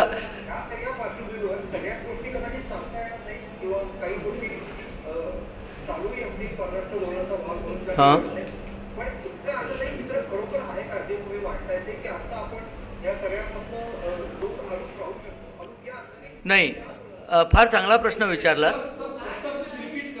मी सांगतो. त्यांचं असं म्हणणं आहे की माझं प्रेझेंटेशन हे खूप आशादायी होतं, पण प्रत्यक्षात तसं आहे का? कारण अफगाणिस्तानमधली परिस्थिती, चीन त्यांच्या बरोबरीने आहे, पाकिस्तान त्यांच्या बरोबरीने आहे, अमेरिका पळून चालली आहे. हे चित्र आशादायी नाही आहे, मान्यच आहे. पण एक पहिला प्रिन्सिपल हे असतं की you cannot choose your neighbours. तुम्हाला तुमचे शेजारी निवडता येत नाही. तुमचे शेजारी असे आहेत, त्यांच्याशी तुम्ही कसं वागायचं आणि तुम्हाला स्वतःला सुरक्षित कसं करून घ्यायचं हे या सरकारला कमीत कमी कळतं तरी आहे. आधीच्या सरकारला यातलं काहीच कळत नव्हतं. म्हणजे तो अँथनी आपला डिफेन्स मिनिस्टर पार्लमेंटमध्ये सांगतो की आम्ही अक्साई चीनमध्ये इन्फ्रास्ट्रक्चर वाढवलं नाही, कारण मग चीन रागवतो आणि चीन ते घेऊन टाकतो. अरे तू काय, म्हणजे तू डिफेन्स मिनिस्टर आहे का, कोण आहे आमचा? आताच्या सरकारने इन्फ्रास्ट्रक्चर लावल्यावरती चीन गलवानवरती आला आणि आपण त्याला ठोकलं. त्यामुळे आशादायी चित्र जरी नसलं तरी आत्ताचं सरकार आहे, त्या सरकारने जर ठाम राहिलं, आणि आता भारताच्या सरकारला व्हॅल्यू आहे. भारत सरकारच्या ओपिनियनला विचारतात. पूर्वी नवाज शरीफ थर्ड रेट कंट्रीचा third rate prime minister Manmohan सिंगला म्हणला होता नळावरच्या बाईसारखा रडत असतो. ॲक्च्युअली म्हणलेलं आहे. याच्यामध्ये इजिप्तमध्ये शर्मल शेखला जेव्हा कॉन्फरन्स झाली तिथे त्यांनी हे स्टेटमेंट केलं आणि हे आले परत. सोनियाताई असं म्हणतो तो काय आहे, म्हणजे असे दळबद्री लोक होते. पण आता ही हिंमत नाही कोणाची. आता इंडियाकडे पॉवर खूप आहे. ते ब्लॅक हॉक आपण सुद्धा घेतोय पाहिजे वे. आणि तुम्हाला कदाचित काही दिवसांनी दिसेल की आपण ताजिकिस्तानला भरपूर सपोर्ट करतो. आपण करतोच आहोत ॲक्च्युली. ताजिकिस्तानला सपोर्ट केलं, त्यांना काय होतं की आपल्याला डायरेक्ट सपोर्ट करता येत नाही, कारण आपण कनेक्टेड नाही आहोत.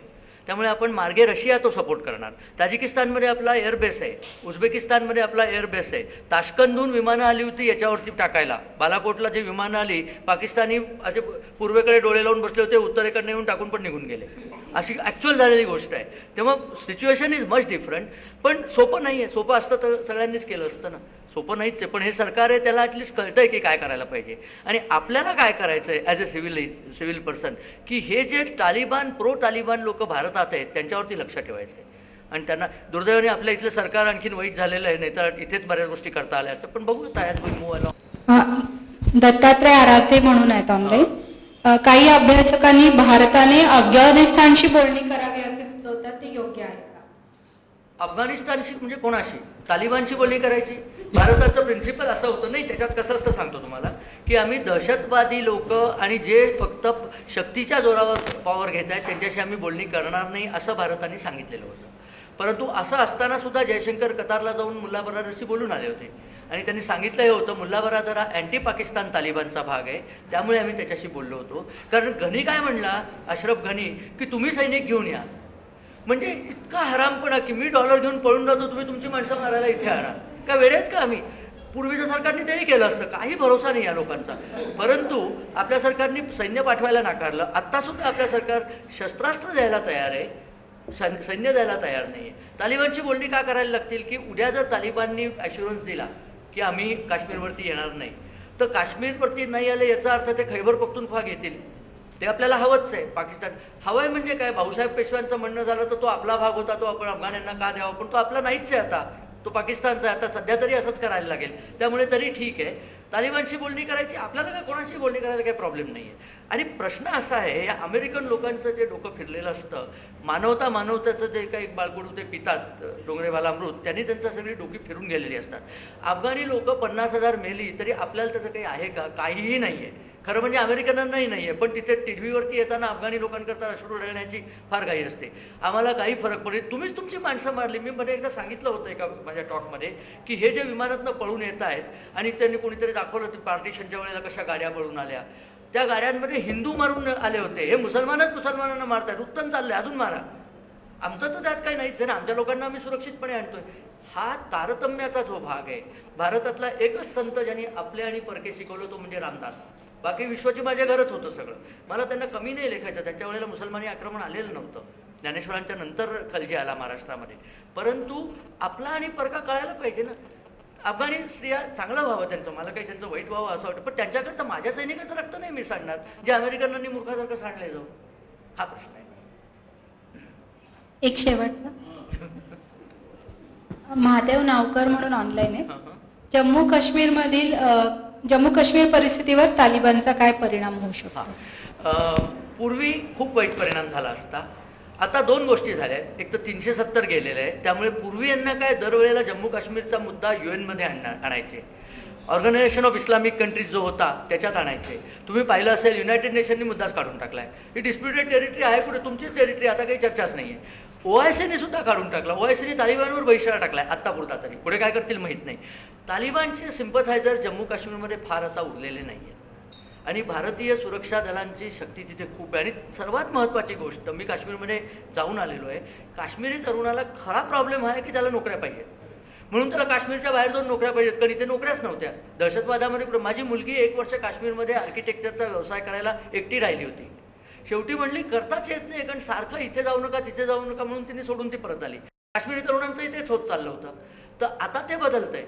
जेव्हा 370 गेली त्यानंतर जेव्हा पोलीस भरतीचे निघालं तर 50,000 लोक शेरे काश्मीर स्टेडियममध्ये येऊन उभे होते नोकऱ्या द्या म्हणून. त्यांचं भलं होत असलं तर या तालिबानकडे कोण जाणार. आणि आपली सुरक्षा दलं सध्या फार किती मारतोय आपण, सध्या दळादळ मारतोय आपण लोक, काही होणार नाही. आणि तालिबाननी सांगितलं, त्यांनाही लक्षात आलं आहे. गेल्या वेळेचं तालिबान वेगळं होतं एका अर्थाने. हां, तो एक मुद्दा सांगायचा राहिला. आपल्या Taliban sympathizer, Taliban 2 is different. Taliban 2 is different in the face of it. आतमध्ये आत्ताच्या क्षणाला तुमच्यापैकी ज्या स्त्रियांनी नेल पॉलिश लावलेलं आहे त्यांनी चुकूनही अफगाणिस्तानात जाऊ नका, ते बोटच तोडतायत, आत्ता तोडतायत, तेव्हाचं नाही. नेल पॉलिश कसं लावता, अल्लाने दिलेल्या याच्यावरती तुम्ही लिपस्टिक वगैरे ओठ कापता, ते असली दळभद्री लोकं आहेत ती. त्यामुळे आपल्याला त्याच्याबद्दल सहानुभूती वाटायचे काही कारण नाही. आणि ते चांगलं तालिबान वाईट तालिबान म्हणजे पूर्वी ते कोणाचंच काही ऐकत नसत, आता ते इतर राष्ट्रांना म्हणतात आम्ही तुमचं ऐकतो, करायचं तेच करतात. सगळे वाईट तालिबानच आहेत, त्याच्यात काही चांगलं वाईट काही नाही आहे. हां हां,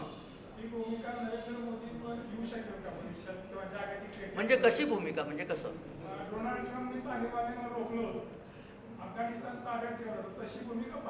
नाही काय झालं माहिती आहे का, की त्याच्याकरता तुम्हाला खूप जास्ती सशक्त सैन्य लागतं आणि पैसे लागतात. आपल्याकडे दोन्हीचा अभाव आहे. सैन्य एक वेळ ठीक आहे, आणि सर्वात महत्त्वाची गोष्ट जी अमेरिका शिकली नाही, रशिया शिकली नाही, इंग्लंड शिकली नाही, भारताला माहिती आहे अफगाणिस्तानवर राज्य करणं शक्य नाही आहे. ते इतके दळभद्री लोक आहेत की ते एकमेकांना, अफगाणिस्तानवरती ज्यांनी विजय मिळवला त्यांनी अफगाण लोकांनाच घेऊन विजय मिळवलेला आहे. म्हणजे बेसिकली ते सगळे भाडोत्री सैनिक असतात. तुम्ही काही अफगाणी सैनिकांना पैसे दिले तर ते त्यांच्याच भावांना मारतात, अशी साधारण योजना असते. पण उद्या त्यांना आणि कोणी जास्त पैसे दिले तर तुम्हालाही मारतील. त्यामुळे अफगाणिस्तानवर राज्य करायचंच नाही आता. मी तुम्हाला सांगितलं ना, हे जे 2 महापुरुष आपण तिथे निर्माण झाले होते, पतंजली आणि चाणक्य, त्याच्या जागी ही असली पिलावळ तिथे तयार झालेली आहे. हा संस्कृतीचा परिणाम आहे. ही संस्कृती आणली की ही प्रॉडक्ट्स निघतात. तर अतिशय हसत खेळत आणि हलक्या फुलक्या पद्धतीनं अतिशय कॉम्प्लिकेटेड आणि गंभीर विषय सरांनी आता आपल्याला समजावून सांगितला. लोक आपण सर्वांनी एन्जॉय केलं, पण आता हे सेशन संपलं असं आपण जाहीर करूया.